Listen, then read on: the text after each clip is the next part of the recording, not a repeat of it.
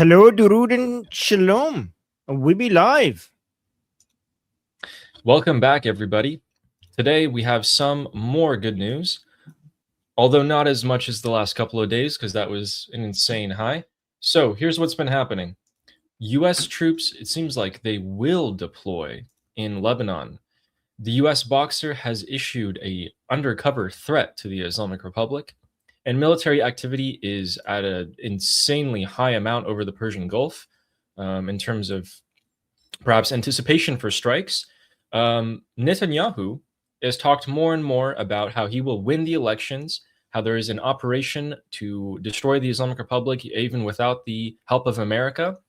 And there are multiple assassinations of police officers happening in the Islamic Republic. So it seems like the life expectancy of a police officer or an IRGC officer in the Islamic Republic is going down by the day, as well as the CEO of Palantir, and making an interesting comment on the war in Iran. It seems like he knows a little bit more than he should have let on.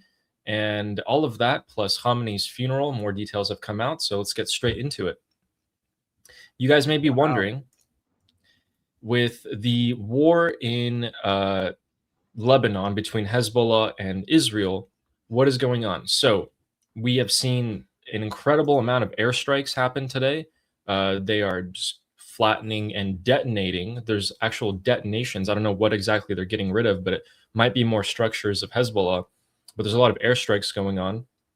And we're actually getting breaking news that Iraq is quite literally on fire with ballistic missiles and drones landing in northern Iraq, presumably from the Islamic Republic, targeting the Kurdish separatists, I believe. So yeah, there's that.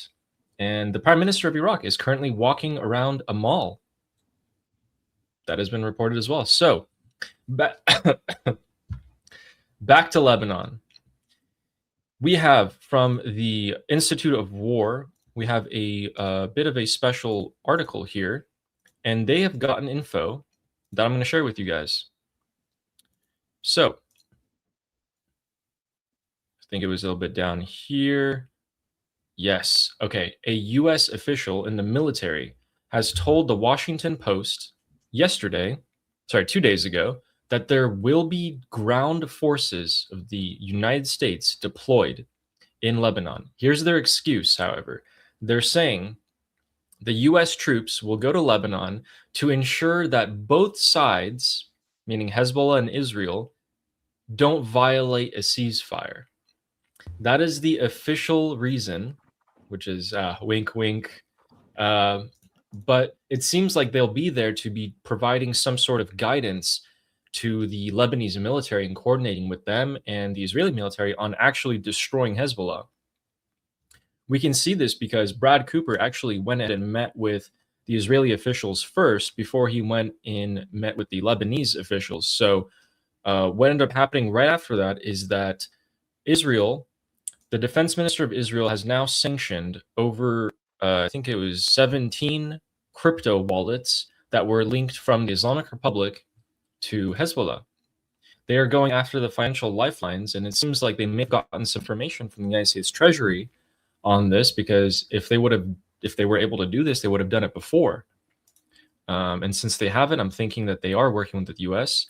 And it looks like Hezbollah is getting their funding cut pretty hard, which is a great thing to hear. What do you think about that, Armin? These guys are really going after Hezbollah on every front. I mean, U.S. troops are going to be showing up in Beirut, in different parts of Lebanon. That is both a great direction that we're heading, but it's also kind of a liability, because if these U.S. troops get hit or perhaps take casualties, I mean, that's something that Americans don't want to see. This reminds me of us as saying that what you write on the paper doesn't mean that much. Yeah, his audio was cut. That's why I was asking you guys if his audio is okay. But while he's getting that fixed, let me tell you, guys, see, what they write on the piece of paper is not that big of a deal. What you can do, because there's excuses for everything. Like there's none of this peace deal, had any sort of agreement that the Americans are going to come and enforce and use force against Hezbollah. None of it had that. But yet, here we are. Because what you get to do when you are the United States of America, it'll be like, well, I'm not here to fight. I'm just here to make sure that the deal is being enforced. That is technically basically putting troops on the ground against Hezbollah. That is the same thing. That is basically the same thing.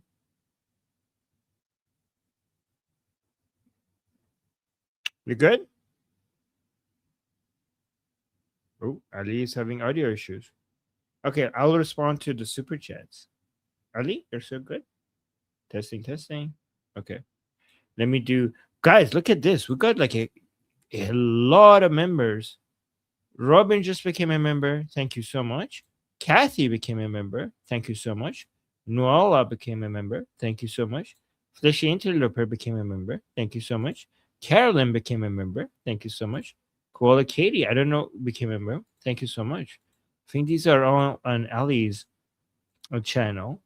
Let me tell Ali. Ali, use your head here. Use your other headset. Here. Let me pin him. Okay, so guys, look at this. Fleshy Interloper saying, Happy Canada Day. Go Blue Jays. Yes, guys, Happy Canada Day. And save Canada from Islamization. Please, thank you. And Happy Canada Day. Thank you.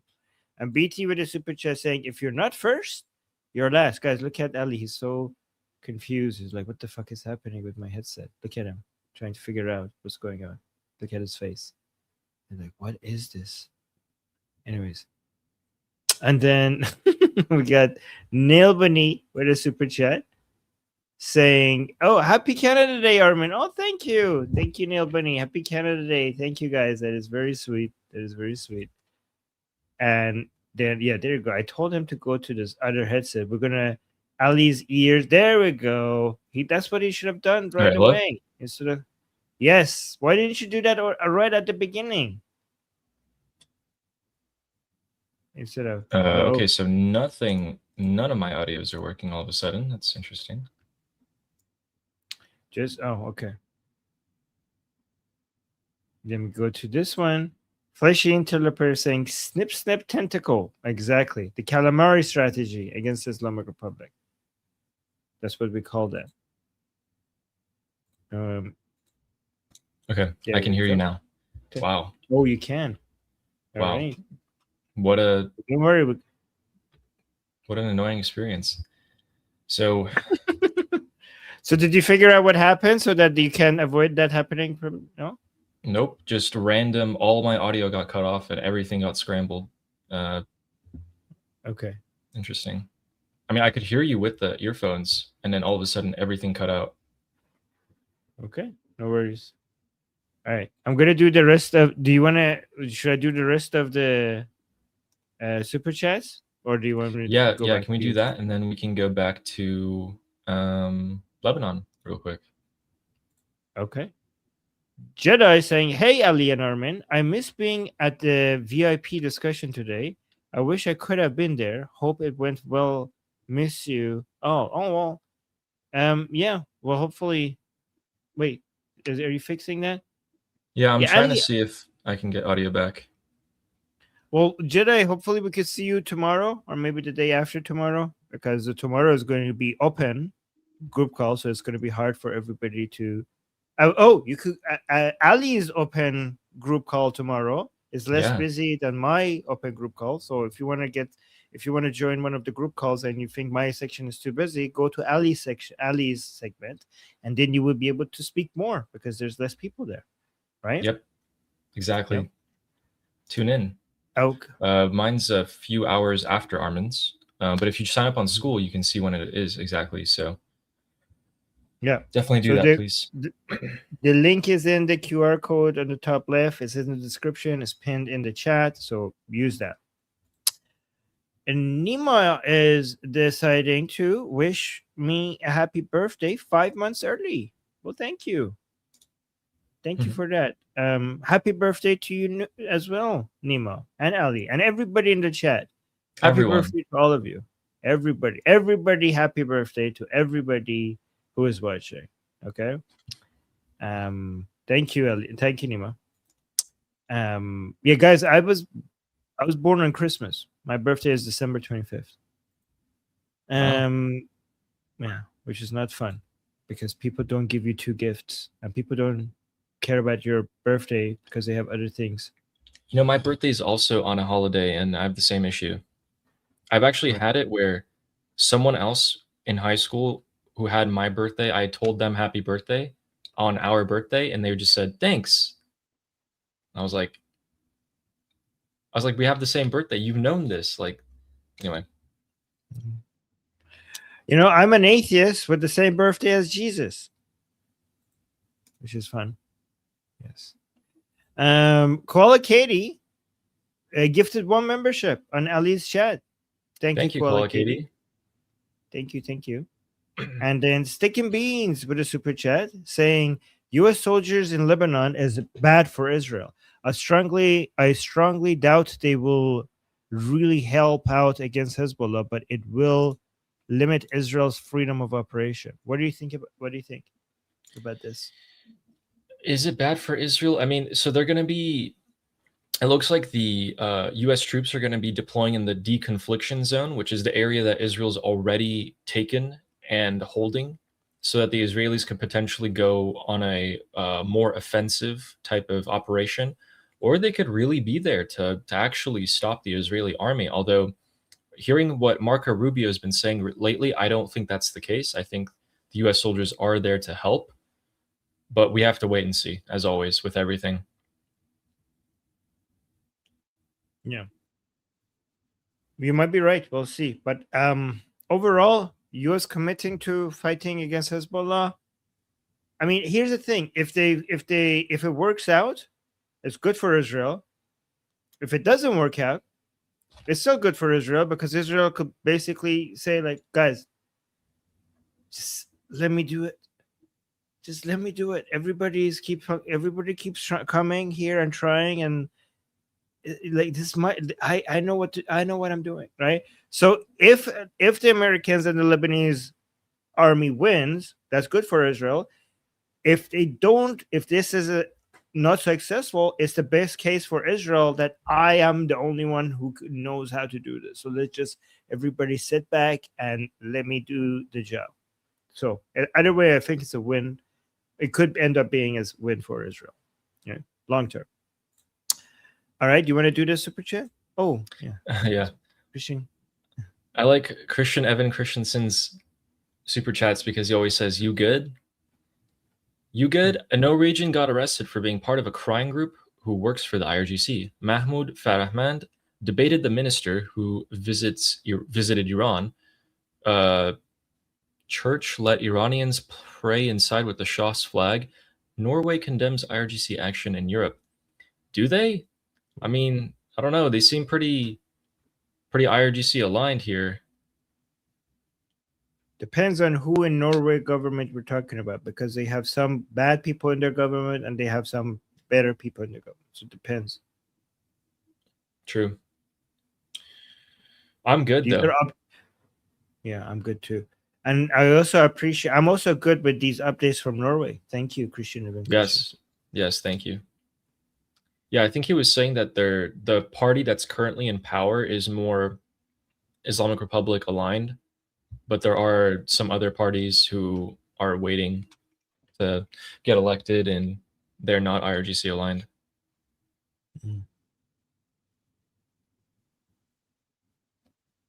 Okay. And then we have Reincarnation Entertainment with a super sticker, I think. Yes, thank you. Thank you, Tom. Very much. And then as soon as Fleshy heard that Koala Katie gifted me a membership, he also gifted me a membership. So thank you so much. Appreciate you. Thank you. Fleshy's always reminding me to have the super chat counter on my stream. And so, yeah, I dedicate the little goal at the end and be like, fleshy interloper MVP.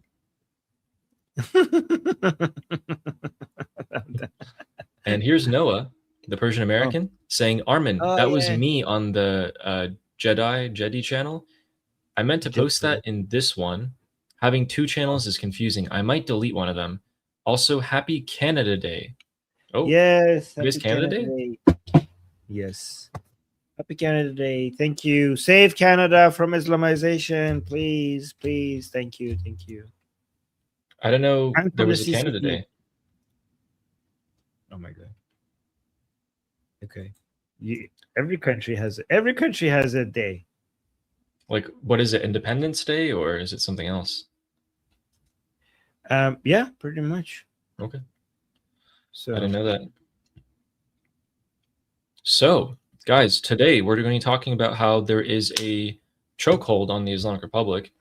You have a lot of military movements that we've been seeing that are materializing very, very fast. So let's take a look at where the USS Boxer is real quick before we go back to Lebanon, so you guys get a sense of this. CENTCOM posted this, and guess in what language they posted it in? They did not post it in English. They've posted it in Farsi. I don't even think you need to know what the Farsi says before I translate it. Just take a look at the images here, and you can kind of get a feel for what they're trying to convey.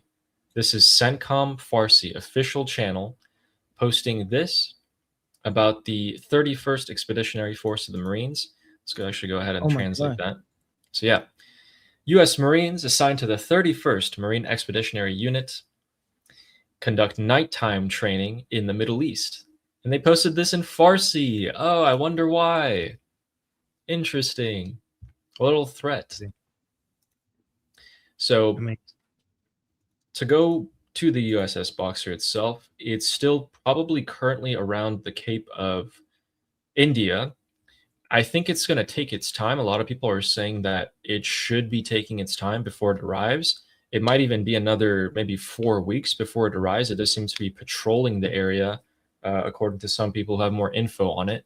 But again, the transponder is not on, and this is a military aircraft carrier, so it does try to stay hidden and try to stay with some deceit. We'll see how fast it arrives or how late it arrives. Regardless, it's on its way. It's coming, and that's the most important part.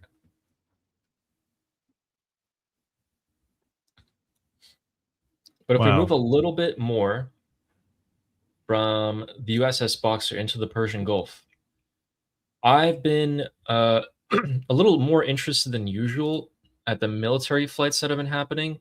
So we actually had 17 military aircraft yesterday in the Middle East with their transponders on all at the same time, and they're all concentrated right around the Saudi Arabia Persian Gulf area. What's interesting about this massive amount of military flights all at the same time is that they are actively operating well into the Persian Gulf. So let me try to make this image bigger for you guys so you guys get a sense of just how close the US military is. That's the Strait of Hormuz that we all know very intimately at this point. Look how close these tankers are. Guys, these are tankers, not fighter jets. The fighter jets are actually operating at a, bigger radius, but pretty much right up on the Strait of Hormuz, these tankers are flying. And when they're flying, that fighter jets are conducting operations. There's warships. A lot of people are thinking that the U.S. is just escorting ships not only throughout the night, but also throughout the day with ships with their transponders off as well. The Islamic Republic has not hit them so far. I don't know. It's something's a little fishy here, in my opinion. So just to be clear to people, these are air tankers, okay? Because we've been talking about oil tankers a lot. People are like, how are these oil tankers flying? These are air tankers for refueling purposes of, fighter jets, correct? Yes. Yes. The fighter jets will never have their transponders on. The refueling tankers, most of them, it looks like they are. So what I'm thinking is 17 of these planes with their transponders on. The USS Boxer is on its way. They posted about it. They're issuing some covert threats. It's a lot of signaling going on. A lot of signaling. So why is this happening? Somebody in the chat saying this has been the way for months. Refueling needs for around the clock patrols. Is this new, or is this like no? This has not been happening for months. The refueling tankers do not operate this close. This is the closest I've ever seen them. They're usually way further back.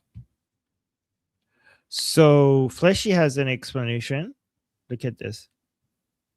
A lot of ship escorting. Yeah. A lot of ship escorting. That's what I think as well. It seems like I was reading reports that they're doing it during the day. Like they just don't even IDGAF. They just don't care. So with that, the number of tankers that have passed through the strait today is 34. So, I mean, the last report that I saw was 34. Right now, it is 1:30 a.m. just about in the Middle East. So in that area, could be more happening. I would not be surprised. But yeah, 30. You know, it's still not a crazy high amount. I mean, that's less than 20% of the traffic that was happening before. But you know, we're getting there, I think. I mean, oil Brent is low. Brent is under 72. So whatever they're doing, it's working. So as long as Brent is low, that is a high indication that ships are going with their transponders off. Yeah. So that was what's happening in Lebanon. And, you know, this was actually confirmed by Ghalibaf in his statement yesterday. He's made some interesting interviews, to say the least. He's actually been cut off. Like they just straight up cut him off from air. That happened a couple days ago. He's come out with more interviews so far, more today. I'm going to check those statements in just a second because they just happened.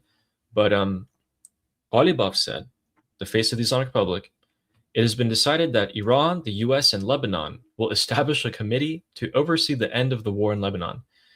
Sure, buddy. I don't exactly know how that's going to happen. I mean, is the Islamic Republic going to send troops to Lebanon? Are they going to send IRGC commander? I don't know what's going to happen. Wink, wink, they're already there, part of Hezbollah, but I think this is just some empty words that he's saying. But we are seeing that US troops that are stationed already in Israel are making preparations to head into Lebanon. That is happening. The Ghalibaf segment being cut on the Islamic Republic State TV is big news right now in Iran. Like big news. This is one of the most obvious, like out there, visually observable signs of internal fighting within the Islamic Republic. Like we have seen some, but a lot of the signs of the internal fighting within the Islamic Republic has been something that the political junkies within Iran notice, but this is one of the first ones that everybody's seeing. Like transparently, everybody's saying like, what the fuck? So this is becoming a big deal. Yeah. It was, it's a huge deal. I mean, I was surprised that as soon as he started talking about the frozen funds, like the money, they were like, oh, no, cut this off right now. And a lot of people came out and speculated. We actually have the interview for you guys. We'll show it to you later. But a lot of people are speculating is because he actually started talking about the nuclear negotiations. And he was going to talk about the nuclear negotiations, and they cut him off. They cut him off as soon as he started talking about the money and the nuclear. So we since seen statements from Pezeshkian about the same issue, about the nuclear, about the negotiations, about the supreme leader. Whole lot of interesting stuff happening there. So we're going to talk about it real soon. Armin, did you know that today something really, really fishy happened? We don't know if this is the Islamic Republic or not. But here's what's happened today. Guys, today a US Navy helicopter crashed into the Arabian Sea, which is the area of operation that they're doing. So it was a Seahawk helicopter, and it was part of the USS George H.W. Bush. 3 of the 4 crew members have been recovered. So the helicopter crashed into the water. 3 of them were rescued with injuries. 1 is missing, so it's probably what you think it is. And we don't know if this is because the Islamic Republic shot down the helicopter, or if it just once in a needle in a haystack just crashed. Oh my God. They haven't released the info about it because this is happening right now. This happened today, just a few hours ago. Something like 6-8. Let me just check double quick right here. This person posted about it at 10 a.m. So yeah, this was about 4 to 6 hours ago. Must have been happening. An American service member, if the Islamic Republic shot down this helicopter, that means that the Islamic Republic has caused the death of a U.S. service member, which is what Donald Trump said was his red line. Again, we don't know the full details about this, but yeah, they've launched an investigation to figure out why this happened. What are the chances that this was the Islamic Republic? What do you think? The crew members of the Bush carrier are very seasoned, very experienced, and I think they just released yesterday, the day before, CENTCOM released a picture of the people on the USS George W. Bush working on these helicopters to repair them. Let me see if I can find that for you guys. If they just perform maintenance, I mean, you don't know. Maybe they, I don't want to say they missed something because these guys are professionals, but they did just perform maintenance on them. Yep, here it is. I found it. So CENTCOM posted, this was yesterday, that U.S. sailors maintain a MH-60S Seahawk helicopter, the same helicopter that just got shot down or crashed, was being performed on. So they're fixing it up, they're replacing the parts, and it looked like it should have been in tip-top condition. For it to just suddenly malfunction either means that someone like this guy seriously messed up, or maybe the Islamic Republic shot it down. We don't really know. This could be a massive escalation. Yeah. If a single American soldier has died, then President Trump will respond. And I mean, he would have to respond big. Yeah. Yeah. Yeah. And I also found the part where, before you go, I do know if that has happened. I can already tell you what some anti-Israeli people will say in the West, in America. They're going to say that Israel did this to drag America back into war. They're going to be like, the IRGC, they say the IRGC has no motivation to escalate the war right now. This was obviously an Israeli plot to drag America back to war. Yeah. People have said that before. I mean, it's completely ridiculous. We did see a similar incident with another helicopter, right? This isn't the first helicopter that's been shot down in this area. There was that other helicopter that was trying to get rid of the attack boats, the speed boats, and that got hit by a drone. So when that happened, the Islamic Republic at first was like, we have no idea. We didn't do that. And then they started coming out and being like, actually, praise be to the fighter who shot down that helicopter. And like, yeah, we repelled the Americans and this and that. So this just happened 6-8 hours ago. the information is still coming out. The US also doesn't release information within 24 hours about this kind of stuff. So it's just a standard protocol.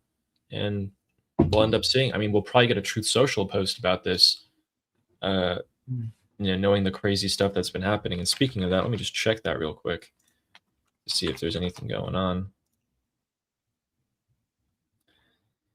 So there's a lot of kinetic action. I mean, Iraq is being hit by ballistic missiles, which is a crazy thing. Iraq is being hit by ballistic missiles? Yes. Elaborate. The northern part of Iraq is generally considered to be part of Kurdistan. There are communist, separatist, terrorist Kurdish militia groups, and they operate in that area, and they've been launching a full-on attack into the Islamic Republic, into Iran. Well, it looks like the IRGC have responded with drones, like Shahed drones, which is nothing unusual. They've been doing this. But there was also a single ballistic missile reported to have been fired and hit the, it's hard to say what area. It's just the Erbil, northern Iraq part. So just happened. This is like, we're talking about literally an hour ago to 30 minutes ago. Super new. I'll show you guys clips of that because there's actually massive fires breaking out about it. Yeah, we'll get there. We'll get there soon. So, Noah's asking a good question. How many assassinations have there been so far? In the past week, if you're counting Immortal Guard, Mossad, and other freedom fighter groups within Iran, it's like upwards of 10. It's like more than one a day. Let me actually show you now that you mentioned that. So we had a suspicious death in Iran. And by suspicious death, I mean a Islamic Republic broadcaster, of all people. This guy has said a lot of heinous things about the Iranian people, and he has died. The official reason is a heart attack. However, many are seriously doubting whether it was actually a heart attack. So, yeah, that is counting as one. It was very sudden, very unexplained. And in addition to that, I think he had a gas leak in his heart. Yes, he suffered a random stroke. Gas leak. And then we've had multiple assassinations of police in this area, which is Balochistan, so southeastern Iran near Pakistan. Iran International has been going crazy. So this was yesterday, reported that a single police officer was killed and that the police have said, we don't know who it is. We're trying to find it. We're trying to find him. The guy's name was Mohammad Palangi. He was on his way to work, so this was very targeted. They knew exactly where he was going to be and show up and who he was. After that happened, there are 2 more police officers in the same area who have also been shot and gunned down. And I will try to find that for you guys as well. But the Islamic Republic has confirmed that as well. The police confirmed another 2 officers in the same area were just gunned down. And then we have on the other side of the country, so that was down here, just so you guys see. This was here, south, right, like bottom right of Iran. Then we go to the top left of Iran, and we have a lot more IRGC deaths here. So we have the separatists who are invading, but then it looks like they're not very coordinated at all. And in these towns, there's been another 6 IRGC officers and policemen who are confirmed by the Islamic Republic to have been taken out in this week alone. I still believe that they're underreporting some casualties here, but this is the Islamic Republic.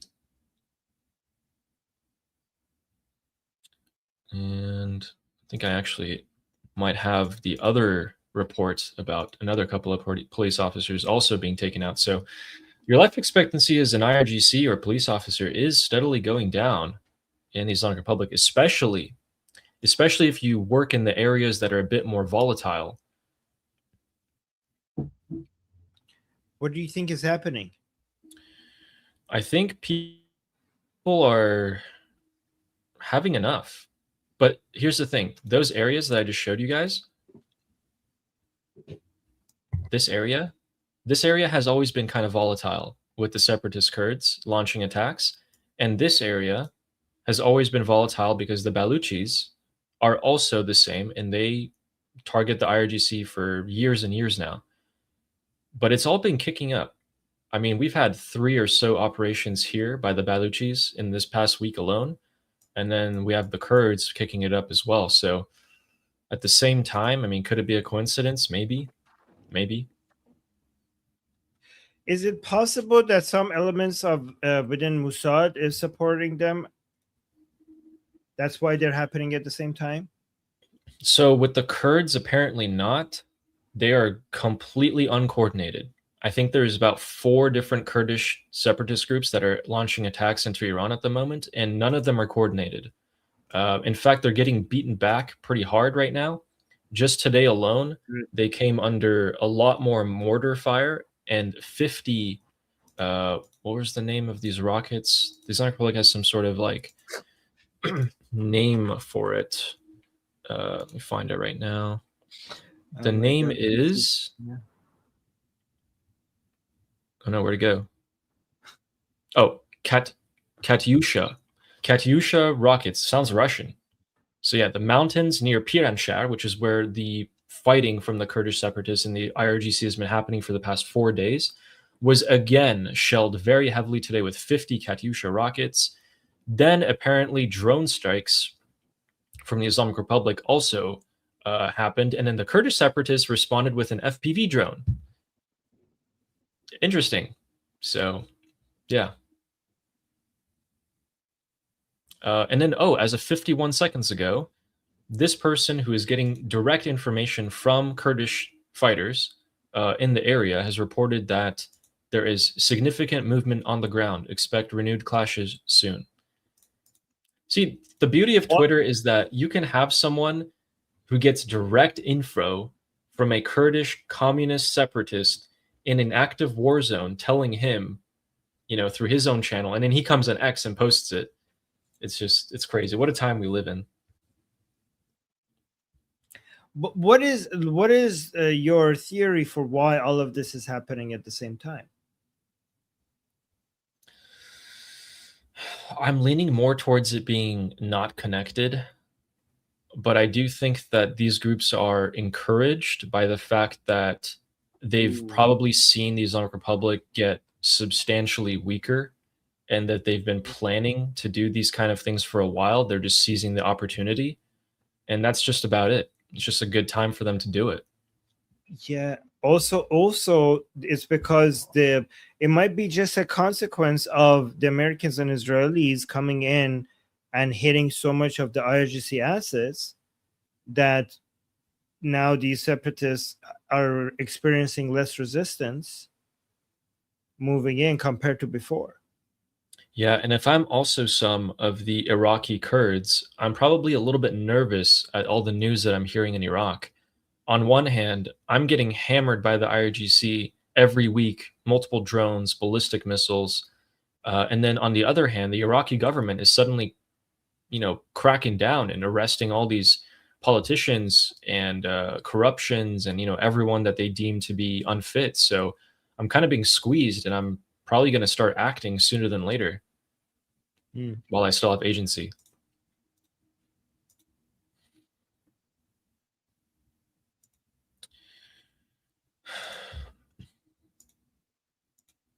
So yeah, big news to keep an eye on, guys, is that if that US helicopter was hit by the Islamic Republic, I think more likely than not, hell is going to break loose. A controlled, limited hell, in my opinion, but still hell. And the movement of the USS Boxer, troops deploying in Lebanon, these are the key things that we need to keep an eye on. But real quick, touching back on the Kurdish separatists, there are 4 different groups. One of them has confirmed that 4 of their fighters have died, and they have accused the IRGC of escalating attacks. again, we want both of these sides to fight it out to their heart's content and wipe each other out for all I care. None of them are good groups. They're both terrorists. And yeah, I talked to people in Iran and it's just not being reported. Like they have no idea this is happening. So I think this is very much kept on the down low. But I mean, if you have mortar fire, you have drones on both sides, rockets being fired, gunfire erupting, it's very interesting that this is being kept quiet. I assume that more people would be talking about it, but as far as I can tell, we're the only ones talking about it. This is why we need Ali, because this is a big deal. And people are not talking. Guys, there's, yesterday we talked about the USS Boxer moving towards the Persian Gulf, which is such an important development. Tell us where else, like not that many other places were talking about this before Ali. I mean, I don't know, Ali, they're still not talking about it most places. Yep. Right? So not only did Ali broke that news to us, it's been 24 hours and I'm still not seeing it in other places. And that is such an important update. And now also what you're saying, like many people are not paying attention to it. This is big news. This is huge. Yeah. Yep. So here's the thing. I just wish that these Kurdish separatists for the time being would be more coordinated, because guys, they have a lot of differences between each other. They don't like each other very much. And so their assault on the IRGC is not very effective at the moment. Honestly, I don't want them to be more coordinated. Honestly, like I wish the IRGC more success than the Kurdish separatist groups. I wish them both success in killing each other, but I slightly lean towards IRGC being successful in this case. Just a slightly leaning towards them, yeah. Just a slight leaning towards them. They can knock each other out, please just launch everything you got, go for it. Have at it. Okay, so we covered the USS Boxer. We did tell you guys that it might take a bit longer to get there. It's probably going to start taking its time, and that's nothing new. We've seen that before. The military activity over the Persian Gulf is high, super high, which is indicating that they are escorting ships through, and the price of oil is reflecting that. Separatists invasion, we gave you guys an update on that. I'll show you guys the video about Iraq later. And for now, let's go to Israel and what they've been saying. Okay. So in Israel, we have Israel Katz, the defense minister. And he has said this exact quote. Okay, I managed to find it. He said this 2 days ago. I wasn't able to find it until yesterday. This is what he said, the defense minister of Israel. If Iran fires missiles at Israel, Israel will strike back with immense force inside Iran. There are two scenarios that would resume full-scale fighting. One, a decision by Donald Trump or Iranian missile fire. So the green light from the Americans or the IRGC attacking Israel. That would cause full-out war. This could happen in 2 days. The IDF is preparing to act independently in Iran for a blue and white operation. The IDF is just waiting for it. We have selected targets to strike in Iran, and the IDF is prepared and alert, but we will not interfere with the US president's current move vis-a-vis the Iranians. So we're not going to get in the middle of the negotiations, but if we get hit or if the Americans' patience runs out, we're hitting them. We have targets picked out. It's going to happen. Here's a question, okay? When it comes to Israel's offensive abilities against the Islamic Republic, we know that they could do so much. Not everything, but so much without the help of the United States, okay? But it's not the offensive part that Israel needs help with. They could go and have their fighter jets all over Iran, taking out so much of what they need to take out without the Islamic Republic being able to do anything about it. Anything, right? But then where the Americans are necessary is when the Islamic Republic then responds to Israel and they they rain missiles upon them. Then you need United States in that point. Okay, you need United States cooperation. So when they say, like, we have a plan to attack the Islamic Republic, we could do it ourselves without any help. Are they talking about the defense part as well once the Islamic Republic responds? Because one way or another, you are going to be dragging United States into this. If you attack the Islamic Republic, then the Islamic Republic attacks. It's not like the United States is going to be like, well, I guess you said you're going to do this yourself, so let's not take down those missiles coming at you. Like, they're going to defend you, right? So Exactly. I don't know what does he mean by fully independent from the United States. Just the offensive part or the full offensive and defensive part? I think that was his he was directed to say that by Netanyahu, who's trying to make himself appear separate from the US, like he's not under the thumb of Donald Trump. Yes. You're this is about right. the election. You're right. This is more about the elections, the upcoming October elections in Israel. That's what this is about. Because there's a lot of attacks. There's a lot of attacks in the current cabinet that you are too much controlled by United States. This is more about the elections. Okay, that makes sense. Yeah, and you're absolutely right that if the U.S. is, if Israel is attacked, the U.S. will definitely defend them.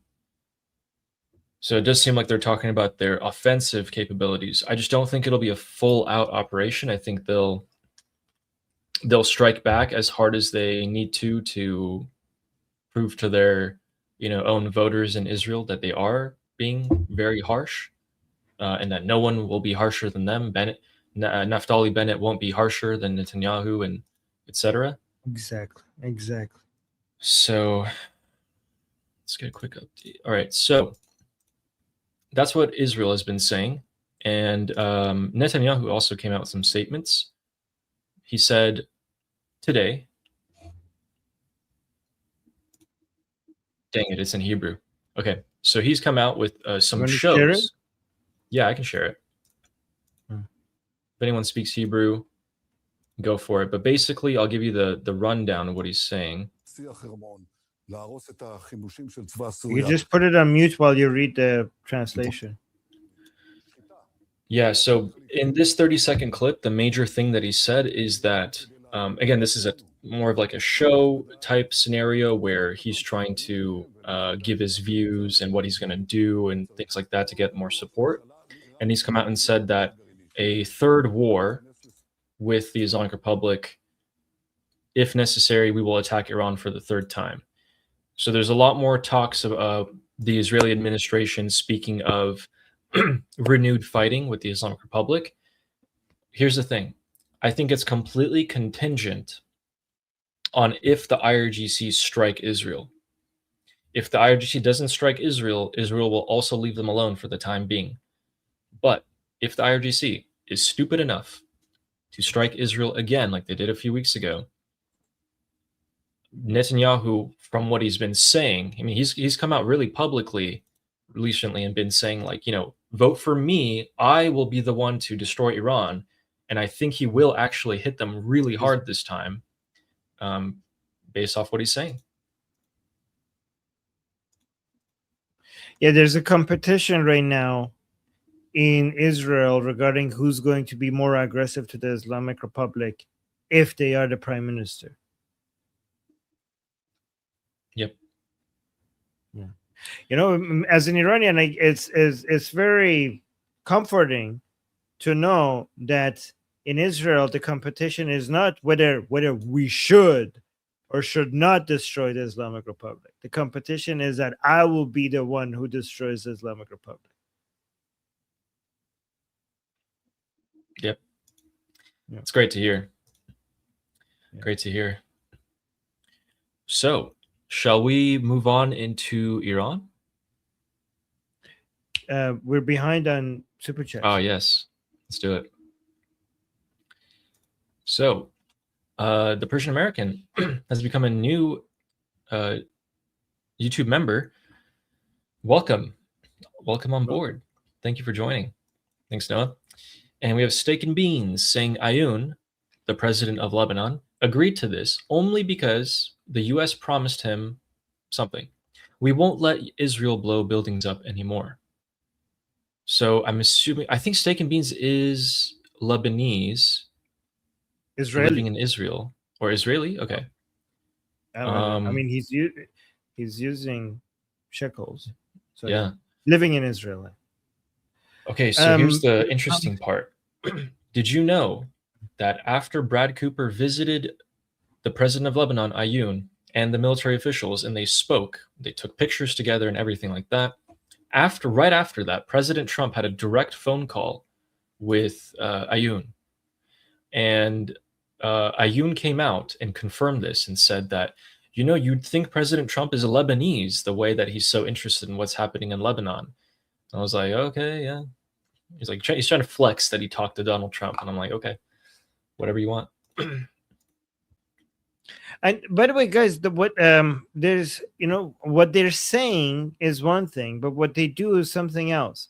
I think we should be judging everybody, the Americans, the Israelis, different, you know, segments of each one of these governments, based on what actually happens, because a lot of what is said needs to be said for the media and for the domestic audience, right? So again, I'm not saying it's not damaging, the effect of what they say, but at the end of the day, the main thing that we need to be judging is what the Americans end up doing rather than what they're saying. Yeah, we've been seeing them do some interesting things. You know, the IDF says they're going to do something, and they do exactly what they're saying they're doing. Looks like the Trump administration says they might or might not do something, and then they end up doing something like an option C. They're like, hey, we're going to do A or B, but then they end up doing C. And you're like, oh, didn't expect that. Okay. Different strategies, yeah. Yeah. Well, I mean, it makes sense because the Israelis have to be basically make their enemies fear them. So when the Israeli because they're more of in an existential crisis. So their strategy has to be that when we say we're gonna come F you up, we will come F you up, right? Like it will happen every goddamn time. It will happen, right? But with the Americans, they have like this whole global international chess game that we're playing with so many different people.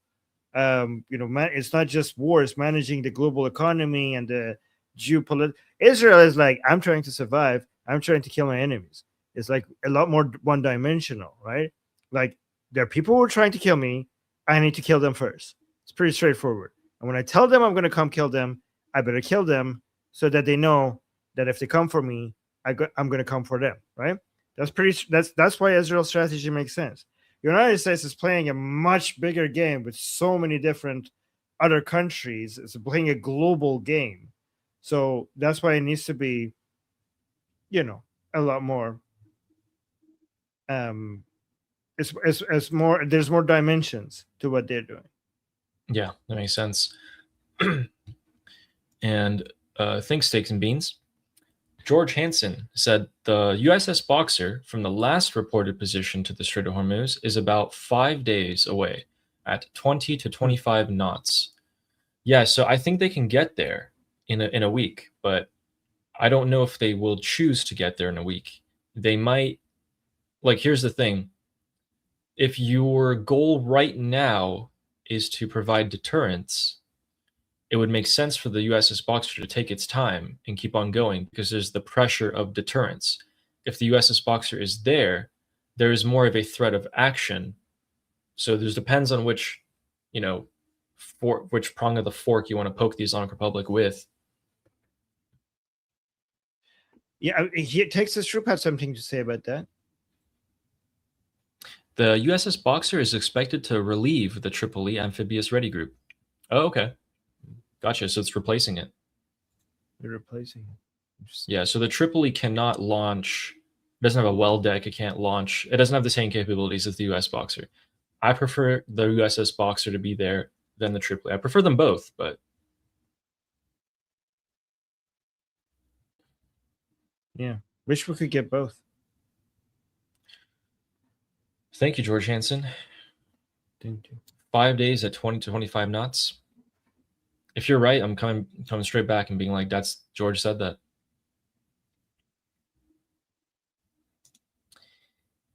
And Fleshy Interloper saying, prayer for missing.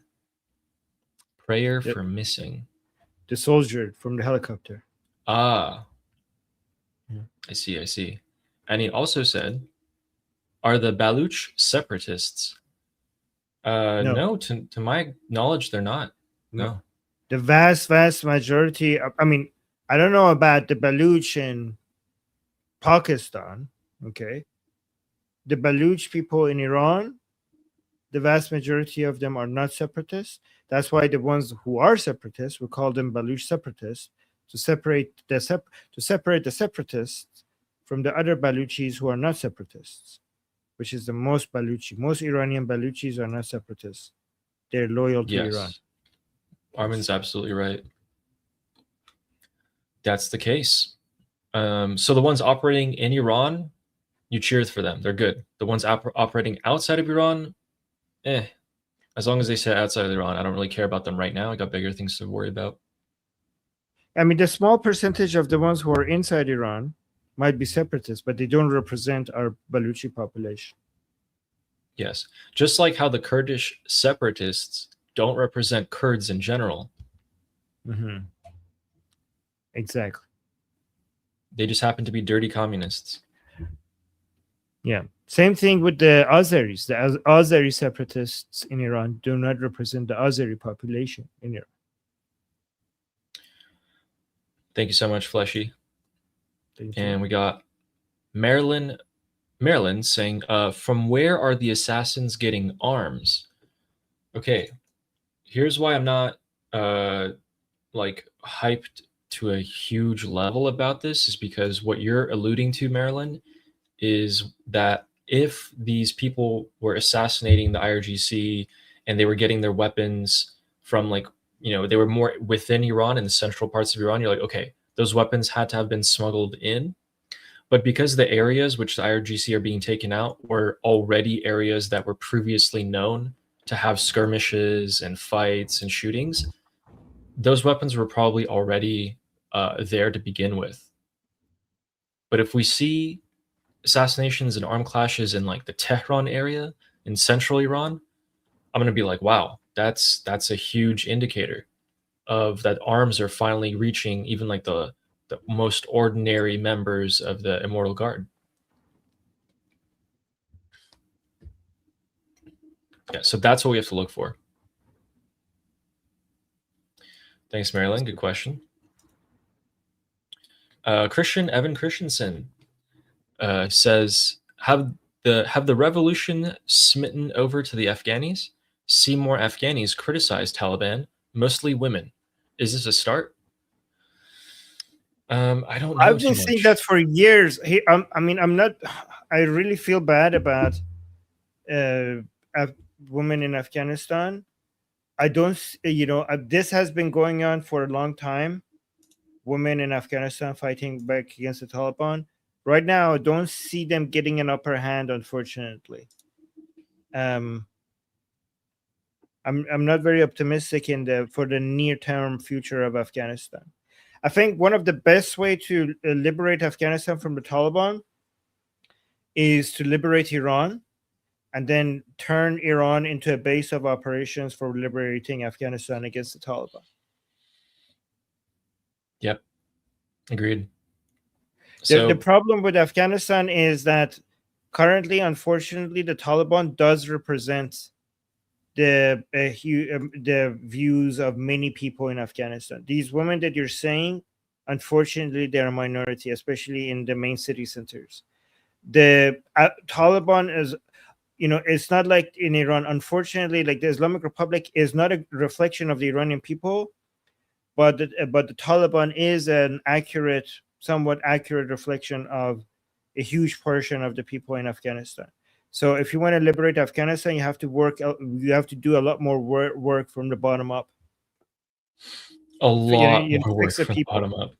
Oh my God, so much work. Guys, in Iran, you got the Iranian people, and then you have the regime supporters. In Afghanistan, you have like 100 factions, if not more. They are not like all on the same page. Which is, I mean, Iraq, Libya, Afghanistan, like these countries all have the same issue that you're, like, for example, in Afghanistan and Iraq, you're Sunni first, then like Kurd, then Iraqi. But in Iran, it's like you're Iranian first, then Kurd or Azerbaijani, or it's the complete opposite way around.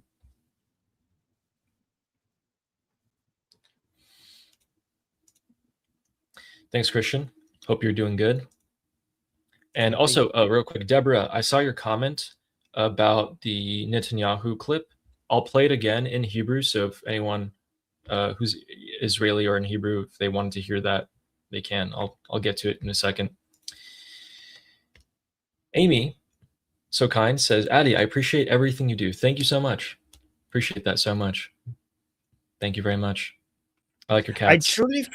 I truly think this Ali segment on what's happening around the Middle East, and I'm not exaggerating, this is truly what I believe, okay, is the best segment on Middle Eastern updates anywhere on YouTube or anywhere else. Like, I genuinely, and I say that as somebody who's like consumes a lot of content everywhere. Like I look at other people's analysis and everywhere, and I have many sources, and I always know that when I get to this segment that I have with Ali, I'm going to get better information than anywhere else that I watch. Thank you. Appreciate it. Yeah, you know what the hope is? Like, I have this quality that I can provide, and then when there's huge global kicking off news, like there was a few months ago with the Middle East, that a lot of people will start pouring in, and YouTube will start showing, and then they'll be like, oh, this is actually good quality information. Yeah, we're waiting on that. Thank you, guys. Again, I would not be like having the motivation that I do if people weren't actually being like, oh, this is valuable, thank you, etc. And I wouldn't be doing it without him. This is, guys, he is the reason. And it's a good partnership, because you're like, hey, you should make this YouTube channel. Okay, keep in mind, like, all I did was just join his group discussions for a few months, which you guys should too. And I was asking him questions, and I was keeping them really brief, because I'm like, okay, he's got a lot of stuff going on. Let me just keep it real brief. And then eventually he's like, wait, this guy actually asked some good questions. Let me ask him what he thinks. And so I started giving him what I thought. And he was like, I kind of like what you're saying. You should make a YouTube channel. And I was like, me? He's like, yeah. I was like, okay. And started, and then boom, took a huge gamble, went live, and here I am. I'm able to provide value back to Liberty Politics, which you should subscribe to. And here we are. We keep going. That's awesome. Thanks, Amy. Noah said, Katyusha rockets are Russian. Okay. Yeah, that sounded Russian to me. Sounds Russian. Seems like they're pretty cheap if they're using 50 of them in a day. Or maybe there's more Kurds than we thought. Who knows?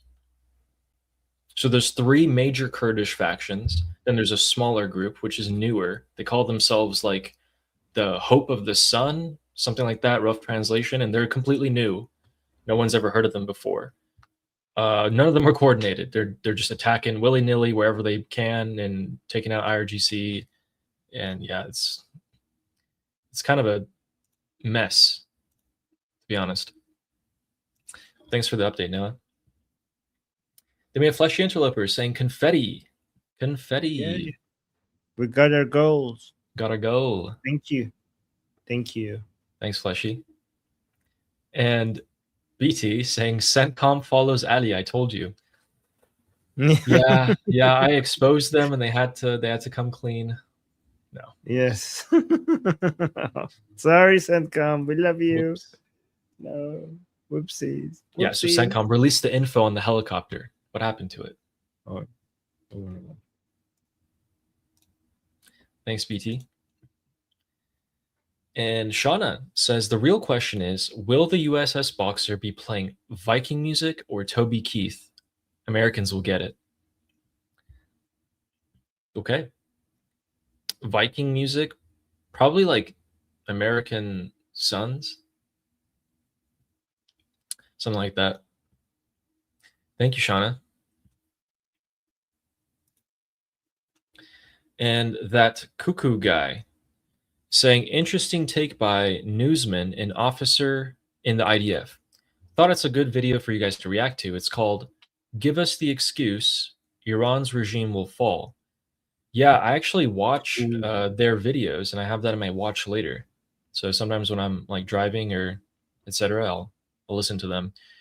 Generally, obviously it's a very Israeli take on things. So, but it's a good way to kind of get my updates from, yeah.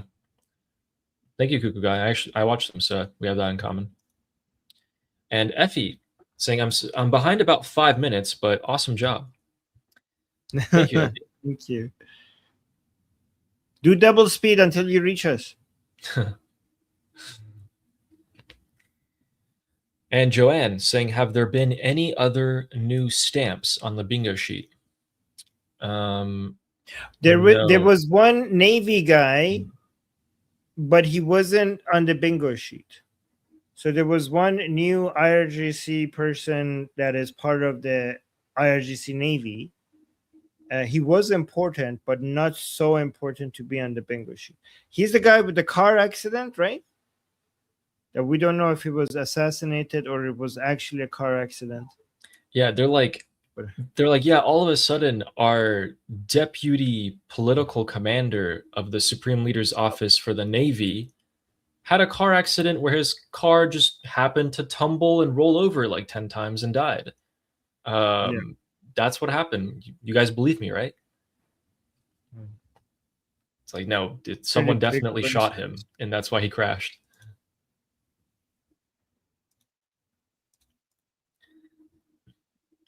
But yeah, so right now we're just seeing a lot of low-level IRGC intelligence officers and police being hit on purpose. Like they're being taken out in their cars. These guys know exactly where they are, so it's very targeted. And Danielle Persian became a YouTube member. Welcome. Thank you. Welcome. Thank you for one also, of us. So is that icon next to their name, the little circle with the 2 lines in it? Is that what is that exactly? Is that a member icon or? That's a member. If you remember, yeah. Gotcha. We could change that, by the way. We need to come up with our own graphics for the members at some point. Yeah. So guys, in a bit, we're gonna have some more like the Durka videos, the videos of like Palantir CEO coming out. JD Vance said a couple of weird things, which is becoming normal. And then Khamenei's funeral, we actually have a picture of his coffin. So we'll show you guys that for any Iranians in here who want some therapy. And a quick little update on the Russia-Ukrainian front. It's not looking good for the Russians. So yeah, with that, Fizz Engicist says, this is my go-to show. Ali and Armin, thank you. Well, thank you for watching, becoming a member, and sending. Yeah, thank you so much. Appreciate that. Thank you so much. Yeah. So Physengicist. He's considering changing his username because people find it hard to pronounce. It is a mouthful, but it's also a cool username. Yes. That cuckoo guy with another super chat, thank you, saying TLDR, Avivi, General Avivi, was a former general in the IDF, says regime fall should happen with U.S. coordination if possible, but Israel can and will act alone if needed. Yep. Yeah. Yep. That is the general Israeli sentiment at the moment. It's not like it's with or without the U.S., we're still going to fight the Islamic Republic. To what extent is the question? Yeah, and they are saying this, that they're going to keep fighting until the regime falls, and they seem pretty sure that the regime will fall. Yeah. And then, do you want to read these two? Yeah. Okay. So how do I?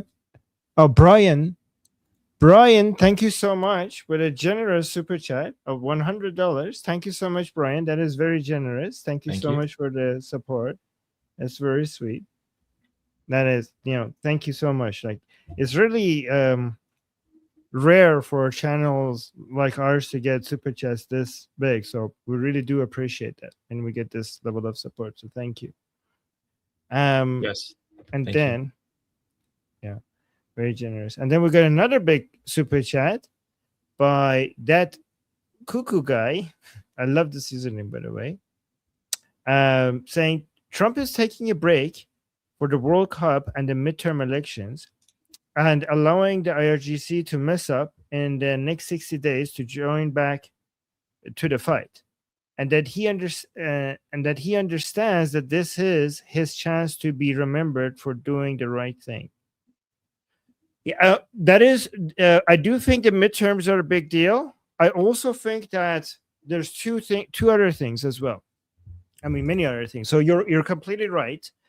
I would add to that United States missile interceptors were getting to a level that is not comfortable. Even though United States still had enough missile interceptors to deal with the Islamic Republic, it was getting to levels that would be irresponsible to keep using them, given that other things around the world could happen against the United States, right?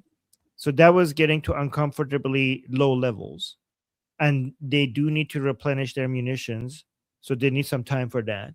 It's also the American soldiers. They do need recovery time. They need to go back home, spend time with their family. That is something that the American soldiers need. It's also true that the ceasefire and the negotiations have been very effectively used by President Trump to make political gains against the Islamic Republic, using regime insiders and causing division, and using their inside man to weaken the IRGC and the supreme leadership very effectively, may I add. It's also true that the ceasefire has been also used for the United States to get busy with the tentacles of the Islamic Republic in Lebanon and in Iraq. In Lebanon, we have to see how effective this is going to be. In Iraq, United States has been very, very effective. In Lebanon, and the argument could be made that the best thing to do is to just let the IDF finish the job. But we'll see. This, what the Americans are doing, even if it doesn't work, does give a lot of legitimacy to the IDF in Lebanon, because even if the Lebanese army, with the help of Americans, can't push back Hezbollah, what we do at least get from this is the Lebanese army giving full permission to the IDF to be in Lebanon, which gives a lot of legitimacy to the IDF going forward. So there is that win for Israel with this agreement being signed. So it's not just a ceasefire; it's a ceasefire with many other things happening at the same time. The Islamic Republic is the fight against the Islamic Republic is happening in so many other fronts, while the Americans are putting a pause on their military operations. So we'll see if they go back to military operations, or maybe they will, maybe they won't after the midterm. But they are quite busy, and the regime is getting weaker day by day, even without the military operations. Yes. And thank you guys for again the support. to both Brian and the cuckoo guy. Thank you both. Yeah, guys, my ears are gone. Yes, no more ears. And we got one last 1 month membership of Che from, how do you pronounce that? Che from Ardam, saying, yay, 1 month member. Yeah, well, thank you so much for sticking with us for a whole month. I appreciate that. All right, Ali, what do you have? Okay, I wanted to get your thoughts on this. Guys, this is just real quick. This is to do with Khamenei's funeral. If you guys had, like, just pay attention for this real part, this real quick. Okay.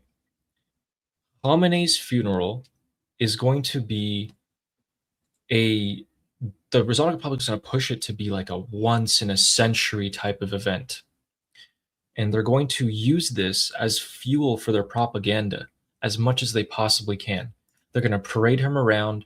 They're going to show the crowds that show up. There's going to be so many different types of propaganda that comes out in support of the Islamic Republic for this. This is a very, very sensitive event for the Islamic Republic. And it has the potential to really turn their propaganda machine into something that has a lot more people come back and support them. Could it be that the United States and the Islamic Republic have this sort of kind of like unspoken agreement to keep things quiet in this week and next week for this this funeral to take place? Do you think that that could be a thing?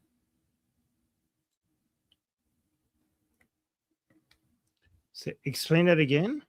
Could the US and the Islamic Republic be coordinating and being like, hey man, we'll just keep things kind of quiet and calm until this funeral blows over? The Islamic Republic gives the US something, the US gives them something, and some kind of agreement is formed about this. Well, I mean, which part of the Islamic Republic? It would probably be the IRGC, I'm guessing, or the... No, I think the coordination is happening within the Islamic Republic and United States because they both need a ceasefire right now, right? There are parts of the Islamic Republic that doesn't want a ceasefire, and they're trying to, damage what's going on, right? But, yeah, again, if they did shoot the helicopter, I mean, guys, it's more complicated than that, right? The Islamic Republic is not a monolith. Ghalibaf, who's managing to convince many parts of the IRGC and the Supreme Leadership that they need to go with the MEU, is because they couldn't continue the war. They couldn't. And the Americans need a pause on this as well. So even though they're trying to defeat each other, ceasefires happen when both sides understand that both sides need a pause, right? The trick is, so there is some coordination happening, of course, between the Islamic Republic and United States to maintain the ceasefire. If that's why we have somewhat of a ceasefire. I mean, we in Doha for the first time we have a direct line of communication between IRGC and CENTCOM specifically to keep the ceasefire going, right? However, what the trick is that can you find ways to weaken your enemy even during the ceasefire? And both the Islamic Republic is trying to find ways to recover and weaken its enemies during the ceasefire. And the United States is also trying to find ways. So they coordinate with each other to make sure that they don't escalate because both sides is interested in the ceasefire. But both sides also tries to come up with ways to hurt each other while not escalating enough to end the ceasefire. And I would argue that so far the Americans have done really good in finding ways to hurt the Islamic Republic without escalating enough to end the ceasefire until they have them. And here, the common understanding within the Islamic Republic by many people is that the Americans are going to go back to military operations when they're ready, and this ceasefire is just a pause. This is the understanding within the Islamic Republic, and they're terrified. And they're wondering that if their side is doing enough to get ready for those military operations, and if not, why wouldn't they just end the ceasefire and go back to war, so that at least it's on their timing rather than President Trump's time. You're right. Both sides during this time are trying to take a bigger risk to see how much can we push the other side, how much leverage can we gain, what advantage can we get without causing the war to break out again. Mm-hmm. If the helicopter is hit, and it does turn out to be the Islamic Republic, that is one of those things. The Islamic Republic took too big of a risk. They went too far, and this would be a really bad time for them to have done that with Khamenei's funeral starting in 3 days. Ooh. You know, this is going to really increase the anti-Jewish conspiracies, because people are going to be like, there's no way the Islamic Republic was motivated to escalate into full war now. Yeah. And people are gonna be like, the Islamic Republic is not motivated at all. Right before the funeral, United States is not motivated at all because of the elections. So this must be, say it with me, the Jews. The Jews. The Jews. It's the Jews. It must be the Jews.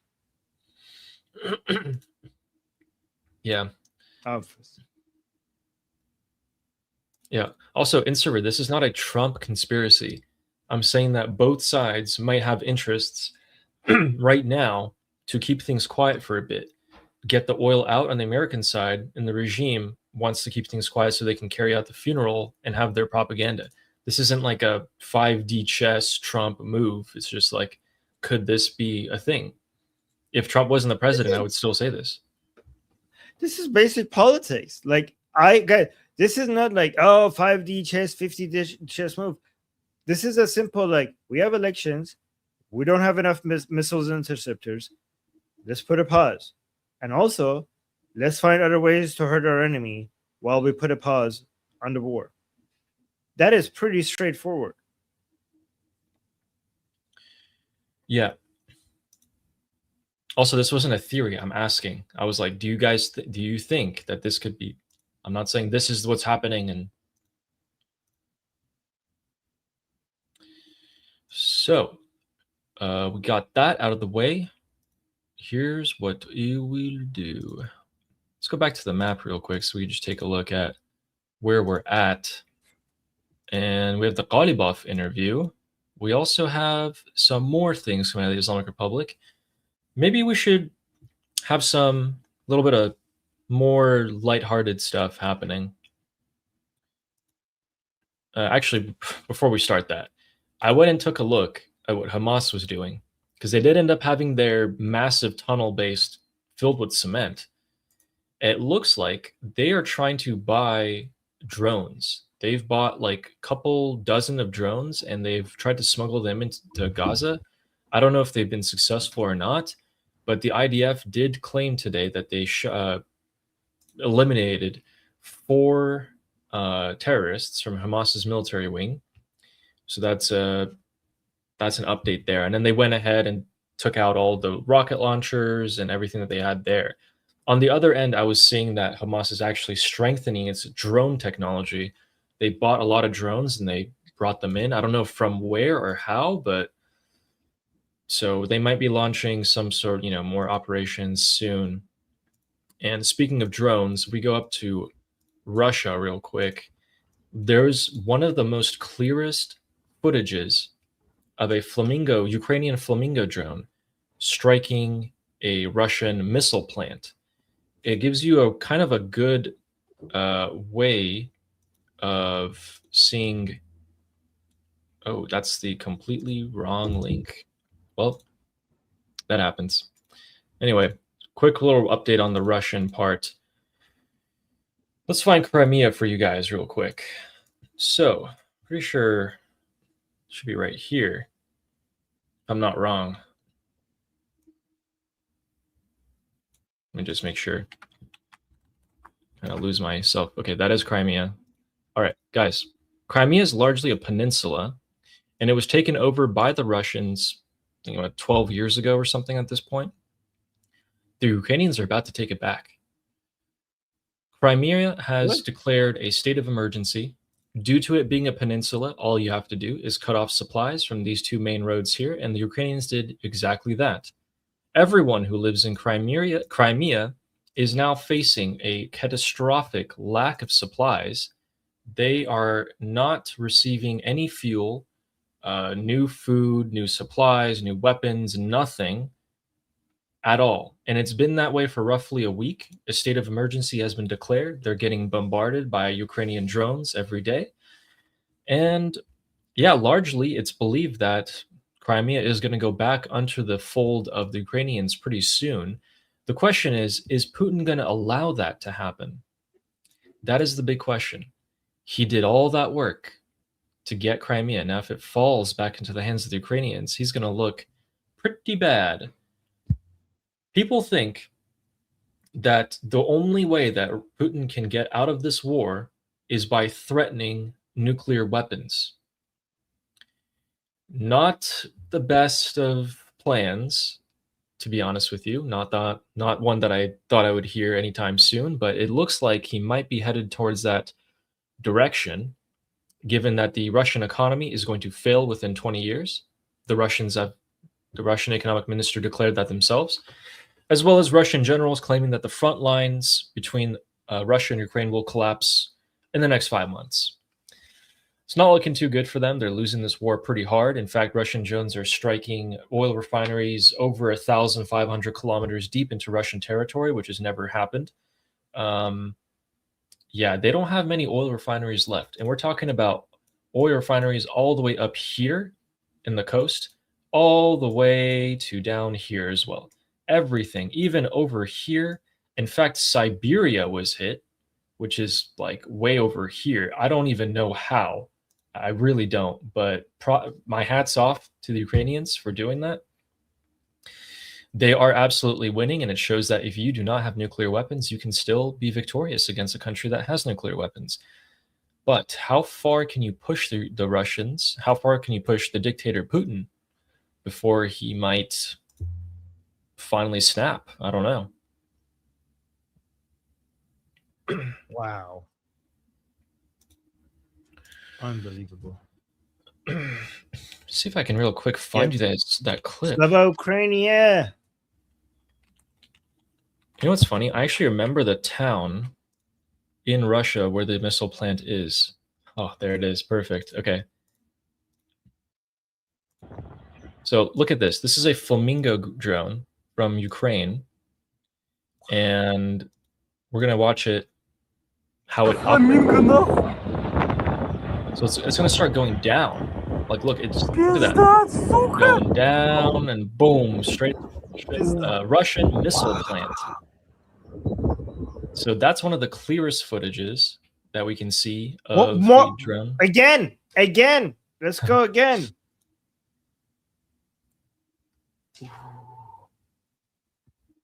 And it goes, boom. Oh my God. Yep. Amazing.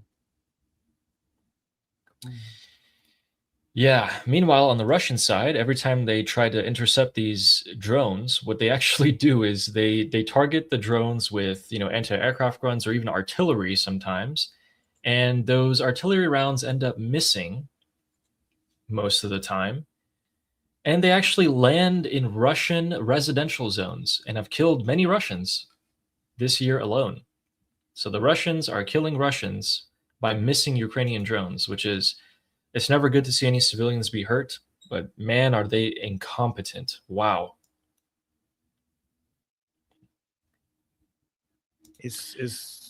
That's what you get with command economy. Yeah. So let's go quick into Washington, where the Palantir CEO came out with a really interesting statement here. Let's take a look. In fact, right after he said this, the CEO of Palantir, guys, this is the technology, this is an AI military technology that the US has used in the 40-day war to target and destroy the IRGC. This is the CEO of that company. And he said something, and then right afterwards, he's like, "Oh man, I don't know if you're gonna kick me off the show for saying that." So let's take a listen. America has to rep his own interests. Do I think Iran's been degraded? Yes. Are there things that I don't think are in the public space that would be comforting to people if they are? Yes. And I'll leave it at that. Wow. Pretty great. Right after that, he's like, oh man, I don't know if you guys are going to kick me off the show or not, but let's take a listen again. Wait, what did he mean? I didn't understand. What is he saying again? America has to rep his own interests. Do I think Iran's been degraded? Yes. Do I think Iran's been degraded? Yes. The next part is important. Are there things that I don't think are in the public space that would be comforting people if they are? Yes. Are there things that are not in the public space that would be comforting to hear? Yes. He's talking about Iran. Go. One more time. That last part. Are there things that I don't think are in the public space that would be comforting people if they are? Yes. He knows something, and he might have said too much. I don't know. But if the CEO of Palantir is saying something like that, this guy has he's made some big bucks off of the war in Iran. His technology is being directly used by the U.S. military. He's in on it. He sees some data that we don't. It's a bit vague, but just want to see what you guys' opinions were on that. Well, I mean, I have been saying for a while that it is possible that at some time we learn that the Americans are getting so much more from Ghalibaf and others that are, than when people realize. Like everybody's looking at the MOU, and the MOU is not the agreement. The agreement is the agreement, right? And it is possible that behind the scenes there's so much more than that is being given up. In the same way that we saw, like when Ali Zaidi was chosen as the prime minister of Iraq by the United States recently, pushed for that. Like, it came out later that he's basically selling out everybody that the United States doesn't like. And by the way, he's arresting people left, right, and center still tonight. It's been, when did he start? Saturday? Started Saturday night. Today's what, Wednesday? So yeah, it's been going on for 4 nights straight. 4 nights and days where special forces in Iraq are raiding different politicians' homes. They're tracking them down to their vacation homes in the countryside. There's even videos of them getting information out of these politicians that they buried millions of dollars into the gardens of their houses, and they're digging it up. They're getting everything. It's great to hear. Wow. If I was an Iraqi patriot, I would be so happy and so grateful to Al Zaidi here for finally taking back my country. This is what happens when you make a banker your prime minister. He tracks all the money. So we have some clips from JD Vance. There's one really interesting clip, and then there's this one. You guys can interpret this however you want. I'm not going to say anything, but the next clip will be very funny. And that's what they're focused on. And then, we're going to, obviously, we're worried about the nuclear issue. We're going to start talking about that. So right now, the talks are going well. It's still pretty early, but talks are going well. So there's a quick little update from JD Vance on the nuclear. You can interpret that however you want. We're going to start talking about the nuclear. But the Islamic Republic is saying they're not talking at all. So. Yep. I mean, someone in the U.S. administration is saying we're talking about the nuclear. Someone says we're going to start talking about the nuclear. The Islamic Republic is saying we're not talking. Whatever. We're not talking at all. But who here knows who AOC is? Who knows who Alexandra Ocasio-Cortez is? Anyone know? Oh my God. I wish I didn't know.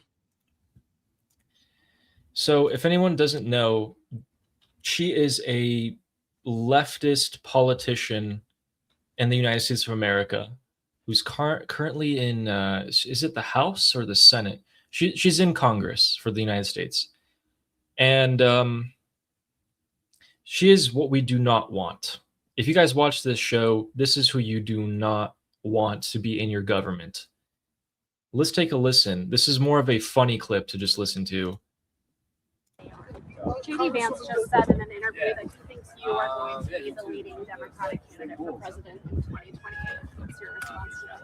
I mean, you know, I hope he is. That's what I'll say. Brother, what? This reporter asks her, in a recent interview, J.D. Vance said, "You're going to be the leading Democratic candidate for the presidency." What do you think about that? Let's get her reaction to this. She starts she's like, really? I mean, Me? You know, I hope he is. That's what I'll say. JD said that about me? Wow. It's like, what? That was an attack on JD by saying that, right? Yeah. Saying, I hope he is. You know what that means, right? Yep. Marco Rubio. It means that he's a... No. AOC said, I hope he is. So that means that he's saying JD Vance is so pathetic that I hope he's my competition. That's what she's saying. Oh, I see. So when saying, I hope he is, she's saying that he's so easy to defeat and he's so bad that I hope he is on the other side of me. Gotcha. I think that's what you can. That makes sense. That makes sense. I just don't know why she had to blush and giggle about it, but yeah, she was blushing and giggling, but then she came up with a response that was anti-JD Vance. Yeah. Basically. So, ladies and gentlemen, Armin, have you seen Khamenei's coffin? What? Is it out there? Yes. Iranians, haters of Ali Khamenei. Have you guys seen the coffin of the supreme leader of the Islamic Republic? Here it is. Let me make it bigger. No. Why is it? Is that multiple? Oh, is that his granddaughter? That's his family. Why is there multiple? That's his whole family. Okay. Yep. That's his. The family members that they're putting up there with him. We have reached major objectives this year in terms of degrading the Islamic Republic. This is just one of them. Not only was he taken out on February 28th within seconds, but over 100 days later, now he's being able to be buried.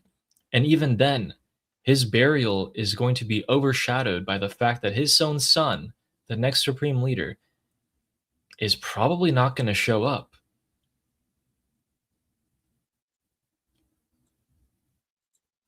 Who are the other boxes? So the one with the black turban is him. Who are the other boxes?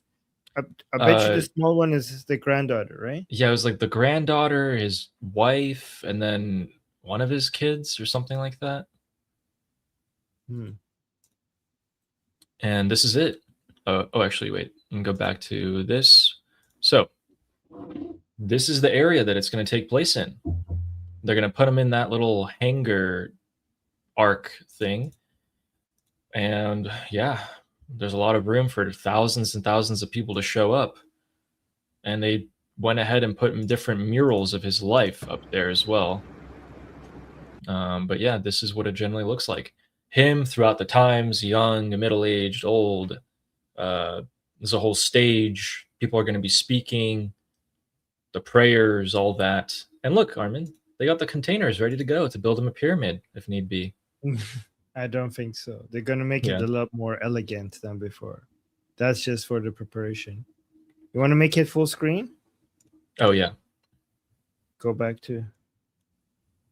So this is going to be the area. Man, it's going to get crowded here. Yep. Be prepared to see... Yeah, exactly. It's going to be... Lior is saying, oh my God, it's going to be a Haydar showdown on steroids. Yeah.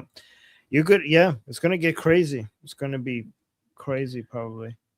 Be prepared to see a lot of videos of people crying and people feeling bad for them. You're going to have a lot of people who have no idea going on. See these videos of quote-unquote Iranians crying that their supreme leader is dead. And they're going to be like, oh my God, the U.S. is doing this. Oh my God. You know what would be nice, Ali? If we get some Israeli fighter just flying by. Go back to that. Like, yeah, I'm not advocating for, I don't know, make that full screen. I'm not advocating for anything else. Okay. I just want these people to be humiliated by having some Israeli fighter jets just flying very low, making very loud noises, passing by, and be like, "F you, mother effers. We have full dominance over you. We took out your supreme leader, and we could take anyone else." That would be so humiliating. Just have 3 fighter jets just fly really close to the ground by this area. You know, they did that for Nasrallah's funeral. Yeah, I know. That's why I'm asking for it, because they did that with Nasrallah's funeral. That's exactly why. That's what I'm remembering. Like, you did, Israel, please. You did that with Nasrallah. Do that with Ali. Do that with Ali. Do a flyover with Ali as well. Thank you. Nasrallah's funeral. They did that. It was so good. So, have you heard this clip? Just wondering. This guy saying, if the supreme leader is, you know, the final decision maker, why do any other institutions exist? Okay, wait. رهبری نظر دیگری دارد. خب اگه قرار باشه نظر رهبری هر اون چیزی که میگه اجرا کنن، دیگه نهایی نباید وجود داشته باشه. دیگه مجلس معنا نداره، شام معنا نداره. خب رهبری نظر میده، نظرش کارشناسی میشه، دوباره برمیگرده یا میپذیره یا نمیپذیره. How do you interpret that? There's 2 ways. Go ahead.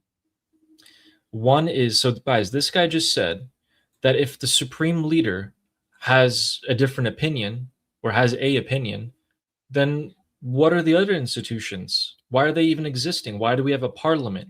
Why do we have this institution? That, what's the point if the supreme leader is the decision maker for everything?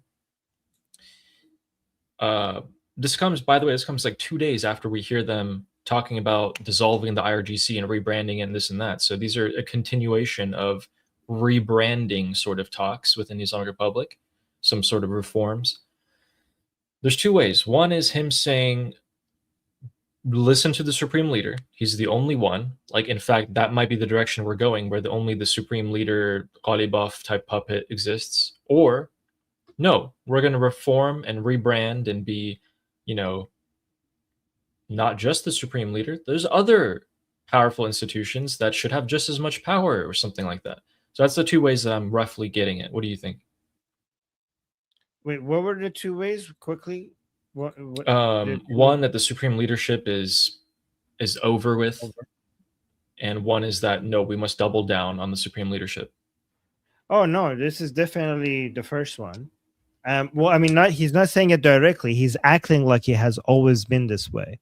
That, guys, we are a country that has other institutions. It's not just the supreme leadership. But he knows that he's lying. This is the new development of normalization, of belittling the position of the supreme leadership in Iran and trying to say that other institutions are also important. This is a direct push against the authority of the office of the supreme leadership, and the fact that more people are questioning the role of IRGC and more people are questioning the role of the office of the supreme leadership within the Islamic Republic, to me, is basically a sign of an attempt for a full Ghalibaf takeover. Yeah, and this is the vice president saying that. Wait. No, that's not the vice president. It's not? No. Wait, hold on. Is it? I was under the impression that it was. No? Nope. No. What is his role? Wait, then if he's not the vice president, who is he? The vice president is RF, not him. Oh, yeah. You're right. Wait, who is this then? He is speaking on behalf of the office of the presidency, right? But he's not the vice president. Oh, okay. Like you can see, yeah. Leo's saying, "Who's this schmuck?" Who is this guy? What is he saying? Why is he saying it? Who gave him the microphone? He is speaking though on behalf of the presidency within the Islamic Republic. You could tell that because because of the writing behind him and also the writing in front of him. We have another update for assassinations in Iran and also the Kurdish separatists. So a quick little update on that. All right. So in terms of assassinations, 2 IRGC members were killed and 2 more were wounded today when more gunmen opened fire outside their home. They tracked down the IRGC to their home and, had a drive-by apparently. This was in western Kermanshah. This is a new attack. It's not happened before. Wow. We're expanding to new areas. Yes. This area doesn't even have that much of like a separatist movement. Is this like a Garda Javidan? So Kermanshah is roughly in the Kurdish region. So let me show you guys this. This green marker here is where Kermanshah is. You can see that it is very close to the Iraqi border and close to Senandaj, which is kind of like the Kurdish unofficial capital of Iran, and very close to the fighting that's been going on. So, okay, has expanded. It's getting close. I mean, it's getting closer and closer in Iran. Kermanshah is a bigger city. Yeah, but if we see stuff in here, that's, oh my God, yeah, that's going to be a mortal guard. So Kermanshah does have Kurdish separatist movement activity, but usually areas closer to Erbil gets more activity, right? Yeah. So the fighting is going on here. If you guys look right here, this part where I'm putting my mouse over, in between this city, Piranshah, and Mahabad, in these mountains and in this road, this is what the Kurdish are trying to achieve. They're trying to get this road and these hills. That's the border. So like the border's right here, and they launched it into this canyon area, these mountains, trying to get that. So update on that, by the way.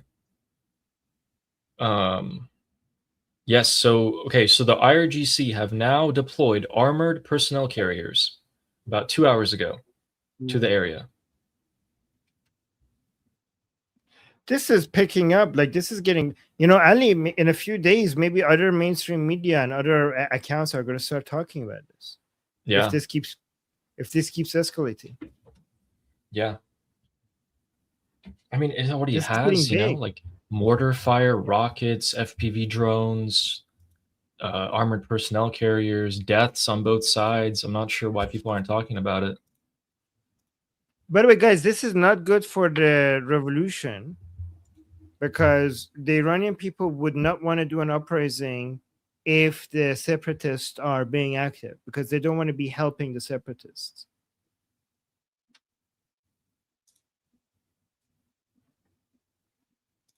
I don't know what to say about this. I have a clip for you guys about Donald Trump. I don't know. You guys, you tell me. Play it. I see my 2 beautiful sons sitting there. I think I'm going to give one to myself, one to them, and we'll have a threesome, okay? Now, what?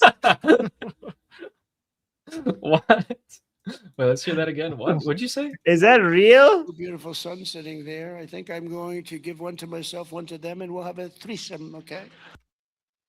Wait, what? I don't understand. Is this a real clip? This is a real clip from today. No. Wait, what is it? Can we get the full context? Now, as I see my 2 beautiful... I don't have the other. Wait, which account is posting this? No, can you get a different source? I don't know if this is a real. Yeah, this must be AI. This is AI. This can't be real. I wouldn't put it past him. Let's see. Give one of my boys, my sons. Give one of my sons there, one of them there, and yeah, I don't know. Yeah, we have zero context for this. I need the context. And we need to know. Yes. Okay, I found an extended clip. Okay, thank you. That incredible acknowledgement, except for Arthur and Douglas MacArthur. Arthur was his son, Douglas MacArthur, great general. They're the only father and son pair to receive our nation's highest military award for courage above and beyond the call of duty. Now, as I see my two beautiful sons sitting there, I think I'm going to give one to myself, one to them, and we'll have a threesome, okay? I'll pick out one of the two. I'll give them the Congressional Medal of Honor for something, for their genius at hunting. Anyway, yeah, interesting. I got wait. I don't get it. Can you get a one with a bigger the audio, like higher audio? Like Yeah, I don't understand what the. So wait, what was even being said? As I see my two beautiful sons there, I'm gonna give one to myself and one to them, and we're gonna have a threesome. So he was talking about how General Douglas MacArthur, who was a general in World War II, he got the Medal of Honor, and then his son also got the Medal of Honor. And he was saying, well, in fact, I see my son sitting right there, and say, I think I'll give one to them and one to them. Like I'll give him a Medal of Honor, and then I'll give my other son the Medal of Honor. I'll give myself the Medal of Honor, and we'll have a threesome. Like, I don't think it was not worded very well. He just meant that he's trying to give himself and his sons the Medal of Honor. Yes. Okay. I know he's joking around, but like, yeah, that's. Oh my! I mean, I think the words "with my sons" and "threesome" should not be used in the Simpsons. I don't know. I know he's trolling, and this is joking around, but I don't know, man. With their sons and my sons and threesomes. Three sons and threesomes. Yeah. Okay, your sons and my sons. We have threesomes with our sons. Under the sun. It's weird. It's just weird. Oh my god. Amazing. Speaking of Donald Trump. Speaking of Donald Trump, I only managed to find this on Telegram. So, there it is. This is a newspaper in the Islamic Republic. Let me zoom out a bit. So, I mean, say don't turn it into a sentence. Yeah. My sons and your sons with me, like my sons and your sons will have threesomes. Yeah, somebody's gonna make a song out of that. Okay. So, yeah. So this is a newspaper in Tehran that published Donald Trump, an AI version of Donald Trump with crosshairs over him, and this comes the day after there are multiple figures in the Islamic Republic coming out and saying, unless Donald Trump is assassinated, the supreme leader will never come out. He'll stay hidden until Donald Trump is assassinated. That's the stance.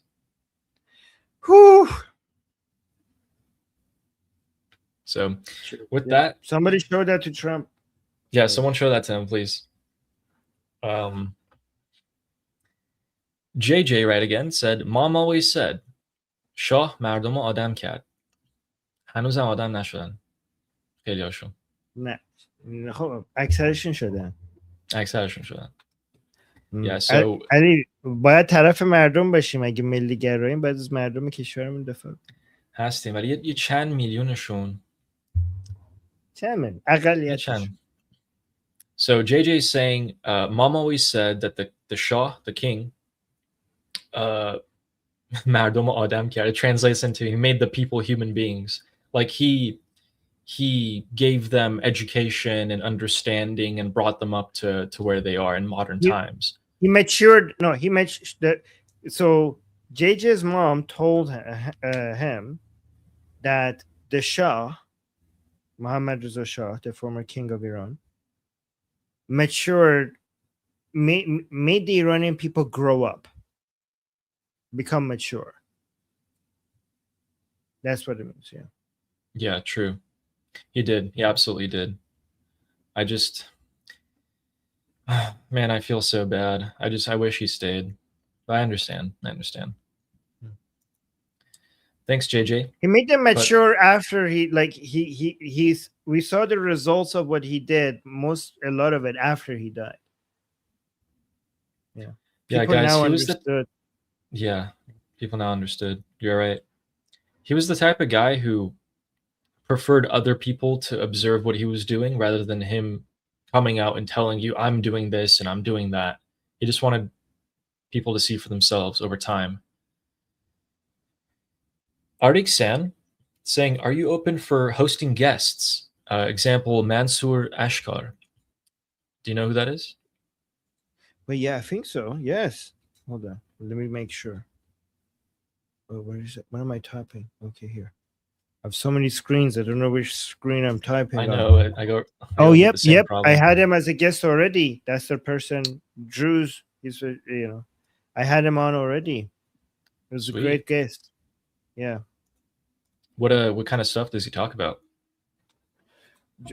Middle Eastern stuff with a focus on Druze. Ali, you should have him as a guest. On what? Jews or Druze? Druze. What's that? Druze, the Druze community in Israel and in Syria. Oh, okay. Yes.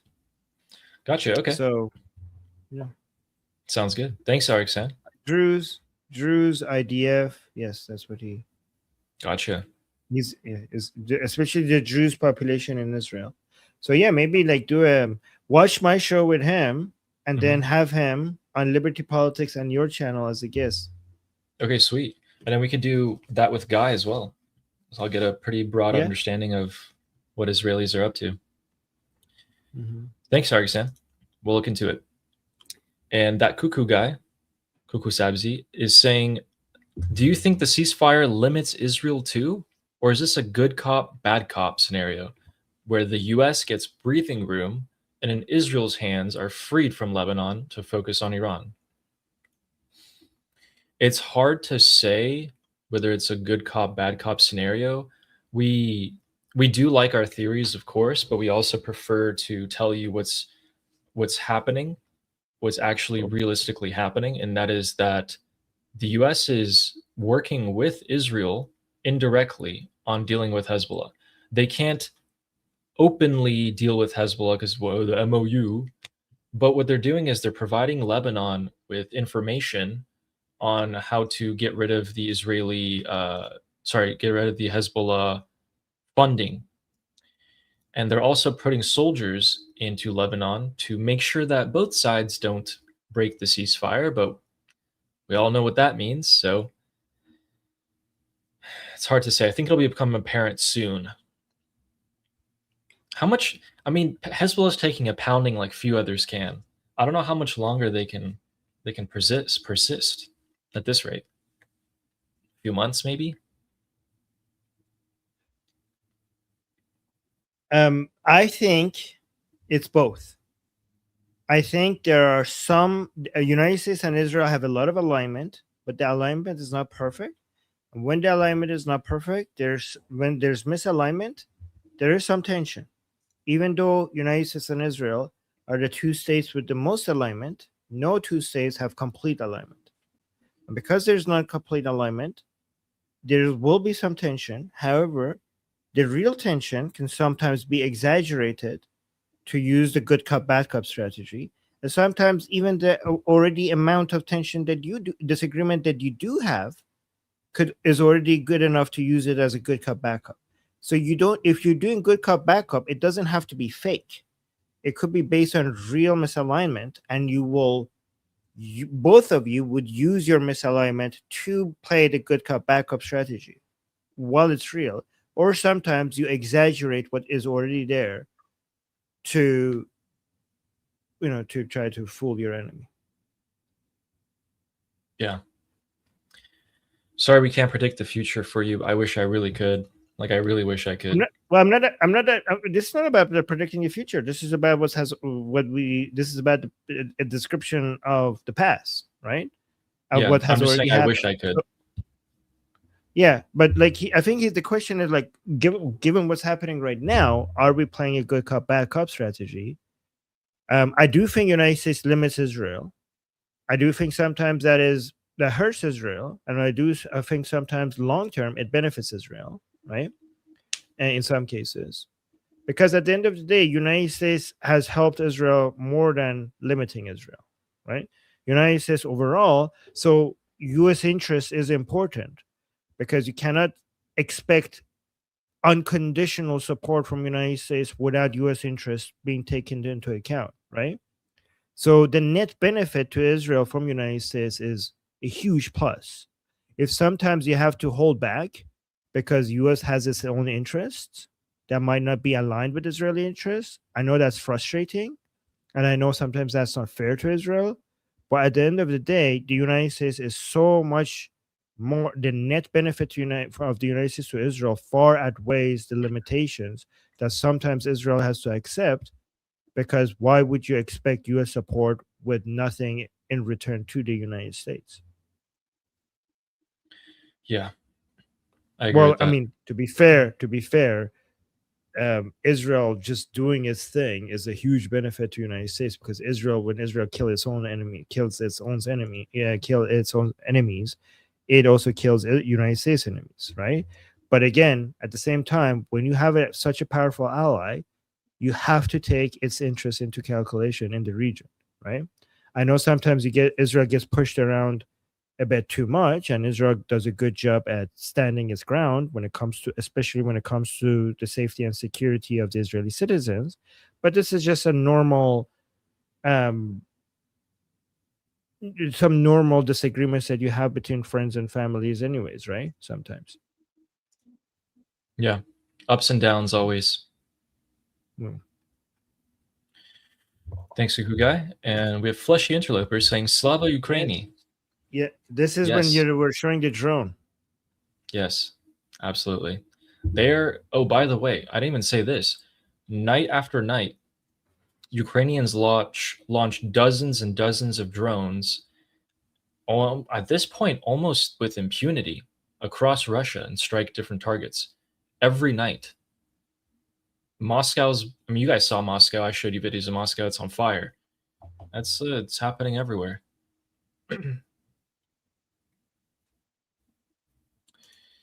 Thank you, Fleshy. And Amir says Slavo Ukraini as well. Absolutely. Thank you, Amir. Thank you, Amir.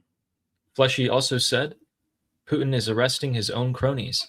He is, and he's getting paranoid. If you guys remember, a few years ago, there was the Wagner group, or some sort of mercenary group in Russia, that started marching on Moscow with an armed convoy, and they were threatening Putin to take over. That's kind of happening again. And he's also afraid that a lot of people within his own administration are in on it. It's not looking good. Thank you, Fleshy. Fleshy's in on it. We have F80 saying Putin's fall equals the IRGC being weaker. So good job, Ukraine. Yes, exactly. Yes. This is why so many Iranian people support Ukraine. Yeah. Russia has been an agitator of the Middle East for decades. I think about 50 years at this point. Maybe a little bit more. And Ariksan saying the secret agreement might just be to fool the United States. The secret agreement. I think he means if the US and the Islamic Republic are agreeing to lower oil prices and the whole Strait of Hormuz thing.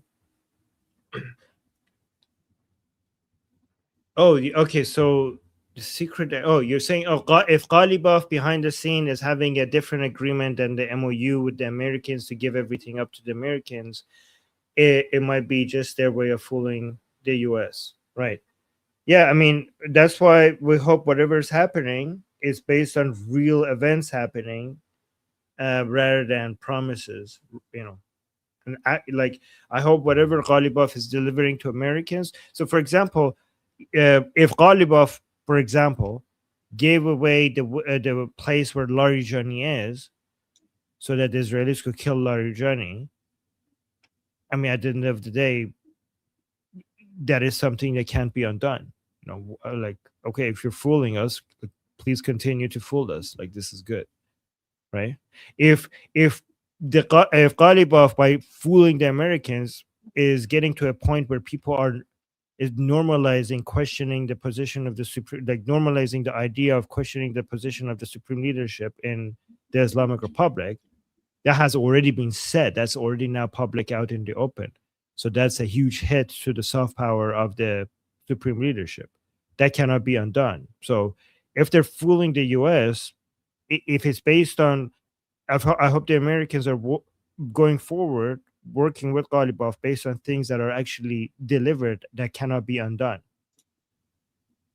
Yeah, that's a great answer. Redneck Jeep, thanks, Argsan. And Redneck Jeep is saying, thank you for the time you guys put into your channels. I'm learning a lot. Much appreciated. Thank you for watching. And guys, like, Ali actually puts a lot more time than the time that he comes and talks to you. He spends all day researching this stuff and preparing everything for you. So just 2 hours that he's here is just only like a fraction of all the time that he spends on to prepare for the show. So he does put a lot of time into it. Yeah. Yeah, if I can understand it, then I can simplify it, and yeah, people can understand it. Yeah, thank you, Redneck. Thanks for watching, guys.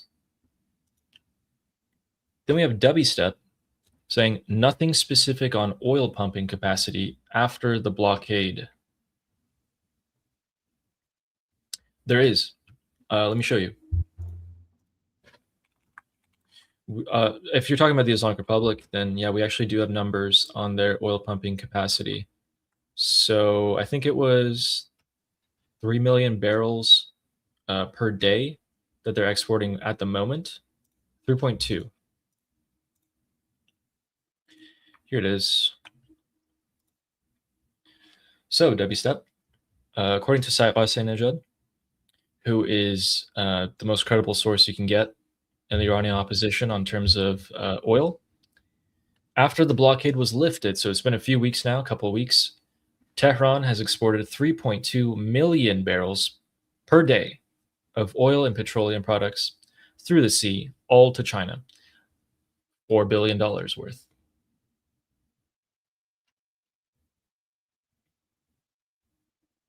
So there's that. And I'm going to sneeze. Fleshy Interloper.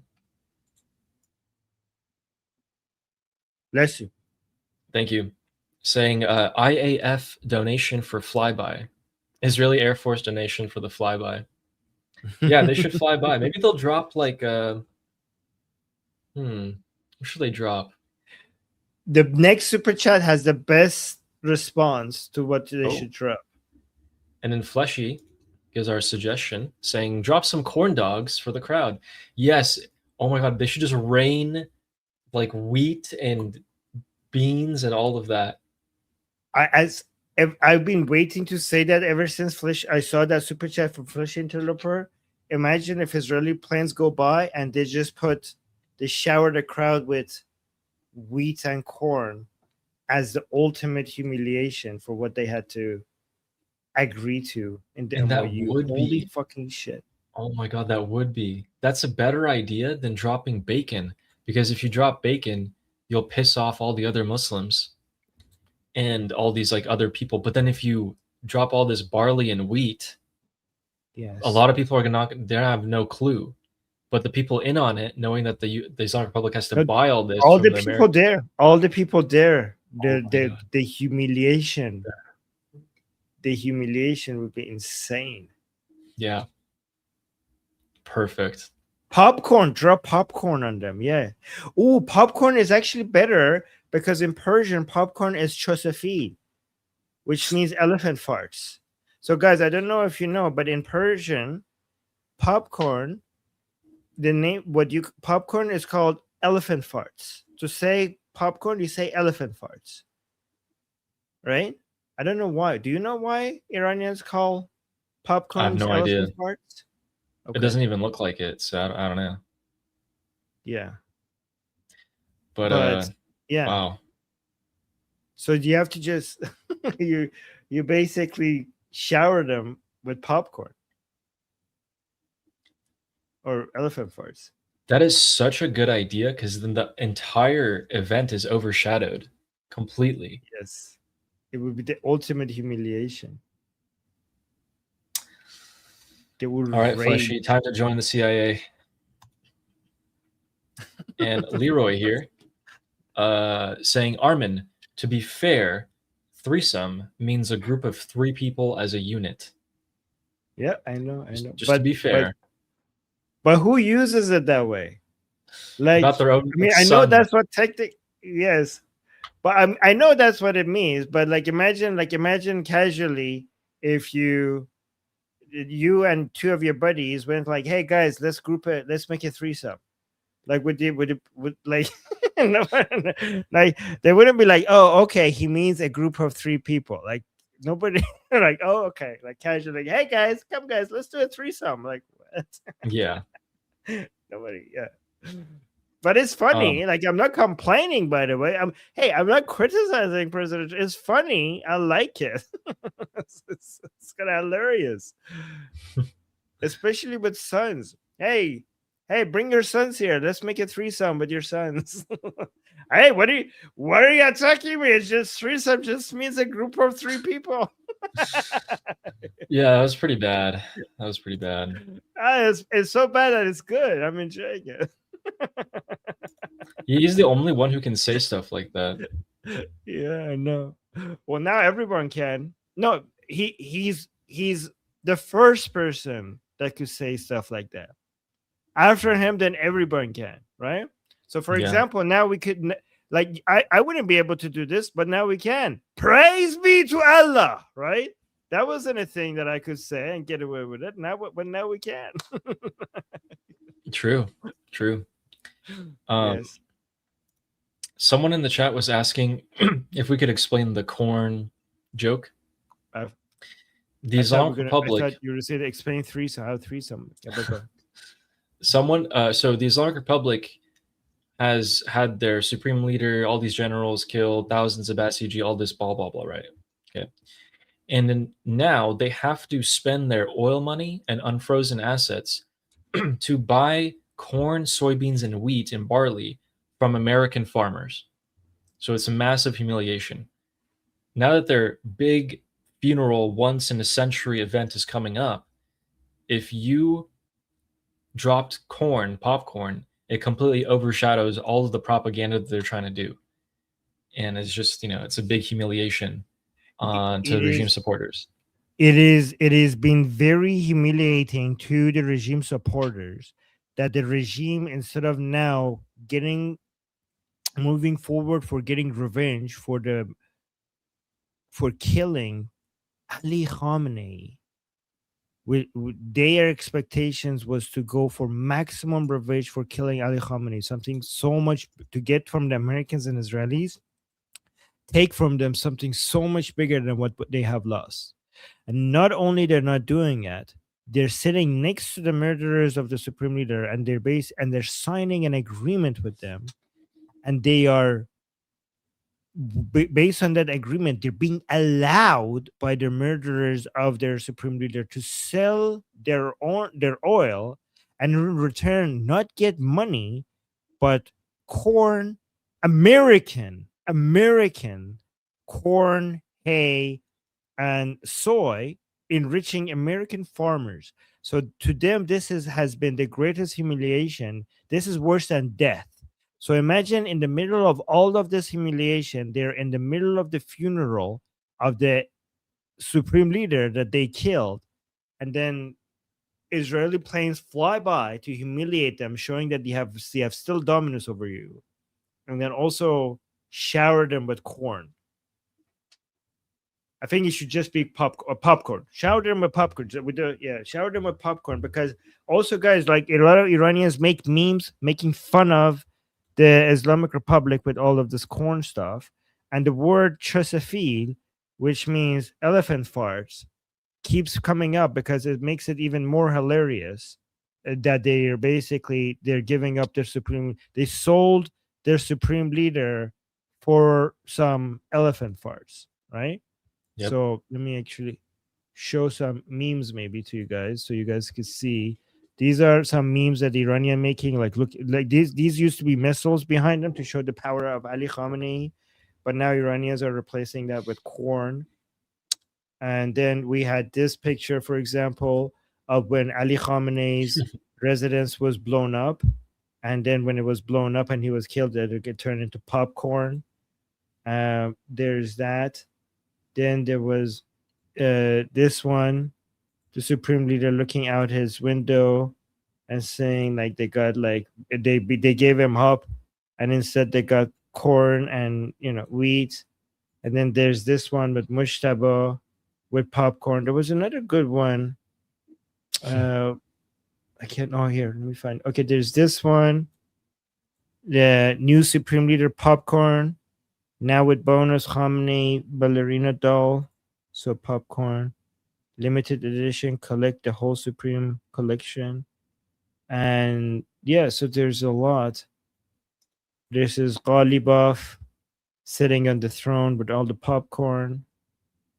And I don't know, there's this one, the Supreme Leader being sold, his blood being sold for just some corn. And this is another meme. The Iranian people are saying that you gave up your supreme leader and instead you just got some popcorn. And then there's this one, Mushtaba Khamenei with all the corn, saying, now calling the Americans. I know he's calling, I don't know who's he calling. He's like, we gave up our fodder and we got some corn. But there was another one like this. Basically, it was calling the Americans like, now that we gave Ali Khamenei for some corn, can we give up Asia? How much would you? Oh yeah, here, this one. He's calling and like, if I give Asia and Pezeshkian, can we get some, beans? Now that we gave Ali Khamenei and we got some corn, can we give up Asia and Pezeshkian and get some lentils and some beans? And that's a new meme. So yeah, that's like. Yeah, I mean, that was announced a couple of days ago. But that guy right there, guys, that guy right there, Mojtaba Khamenei, the gay Ayatollah. Speaking of gays, we had one world leader today come out talking about threesomes with his son. Then we had another world leader come out and say something, not maybe a little I don't know. It's a little funny, interesting. Do you want to see what it is? Yep. Let's do it. Boom. Oh. Really proud that we got the gayest parliament. I don't think just of all time anywhere in the world. I don't think there's any parliament that is gayer than this part. That's really. You're absolutely right, Keir Starmer. Let's just play that again so you guys can hear it. Really proud that we got the gayest parliament. I don't think just of all time anywhere in the world. I don't think there's any parliament that is gayer than this part. That's really. I agree. I don't think there's any parliament anywhere else in the world that is gayer than the UK Parliament. I think you're absolutely correct. I think you're absolutely right. Weird flex, but okay. Yep. No wonder Mojtaba went to London to get treatment. And Jeremy Mott, who's been a member for 3 months, says, I appreciate the time you guys take to do this. Well, thank you. Thank you. Thank you for watching. And Nail Bunny with the 5 Liberty Politics memberships. Thank you so much. Thank you. Mrs. Claus, always with the gifts. Thank you. That's very sweet. You. And Juliette says, if there is a war now, where will China get their oil? Like Japan in World War II. during the war, China was still getting oil from the Islamic Republic until the blockade happened. And yeah, they'll probably still getting oil until the blockade goes back into effect.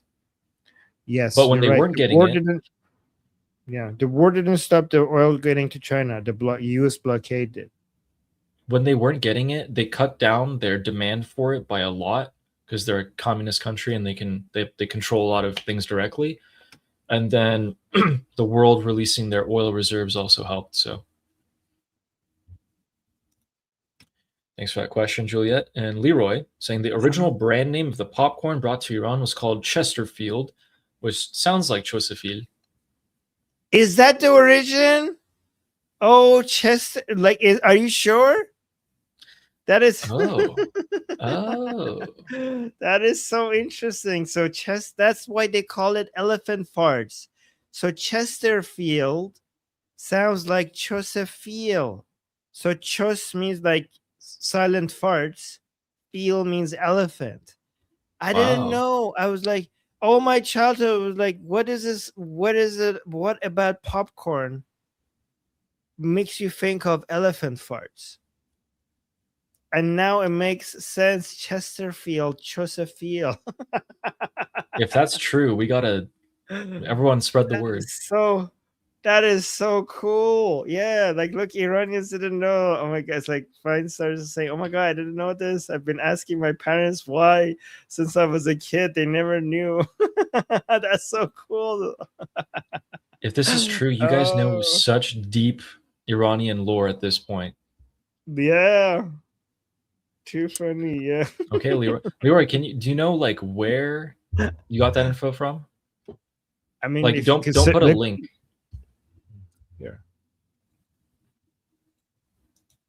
Here, let me actually what I could do. Yeah, while you bring that up. Next picture. Oh, okay. Yeah. So Joanne says corn kernel cluster bombs. Boom. And then everywhere. Corn everywhere. No, make it popcorns because that way, because that could take someone's eye out and be like, this is like you're killing people. But if you do popcorns, then they can. Yeah. At least. Oh, it is true. I just looked it up. The Persian word for just literally translates to elephant fart. Yeah, when popcorn machines and packaged popcorn were first imported into Iran, the prominent brand was Chesterfield. Because the name was difficult for locals to pronounce, it was phonetically corrupted over time by folk speech into Chosefil, turning a corporate brand name into a classic piece of Iranian culinary slang. Interesting.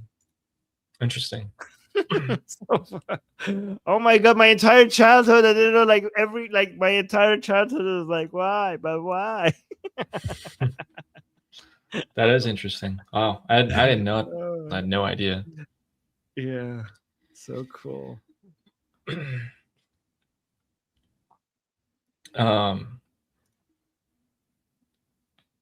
So yeah, thank you for that, Leroy, and thank you, Joanne, for the suggestion on the corn kernel cluster bombs. JJ says the jets that killed Khamenei should fly by. Total humiliation. They should fly by, drop the popcorn. Everyone will be happy. Ooh, the same planes, yeah. That would be pretty cool. You guys give some good suggestions. Yeah. Look at this guy's profile picture. Ayatollah Khamenei. With the corn. Khamenei with corn on his profile picture. It says, go to my funeral for free popcorn, corn dogs, and corn pops.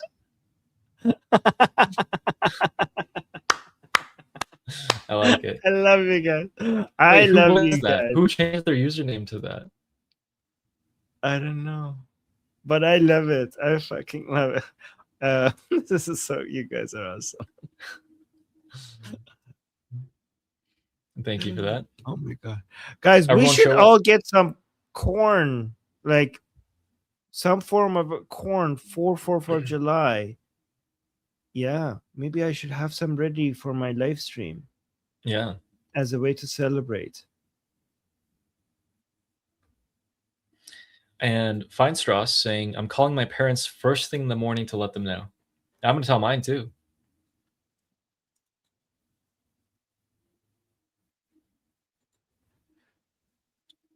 Oh, by the way, guys, before I forget, once our live stream is over, Sketch or Monkey is going to go live.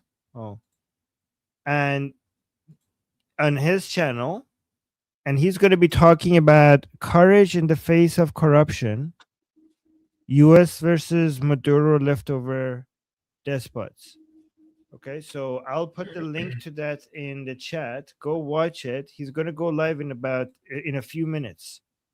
So I'll put the link in the chat for all of you guys. Make sure you go watch it. Go support the monkey. Our monkey. This is our monkey. So go support our monkey, okay? Yeah, guys, I think he's going to talk about how a lot of the Venezuelan soldiers are actually really corrupt. Instead of helping people, they're doing something else.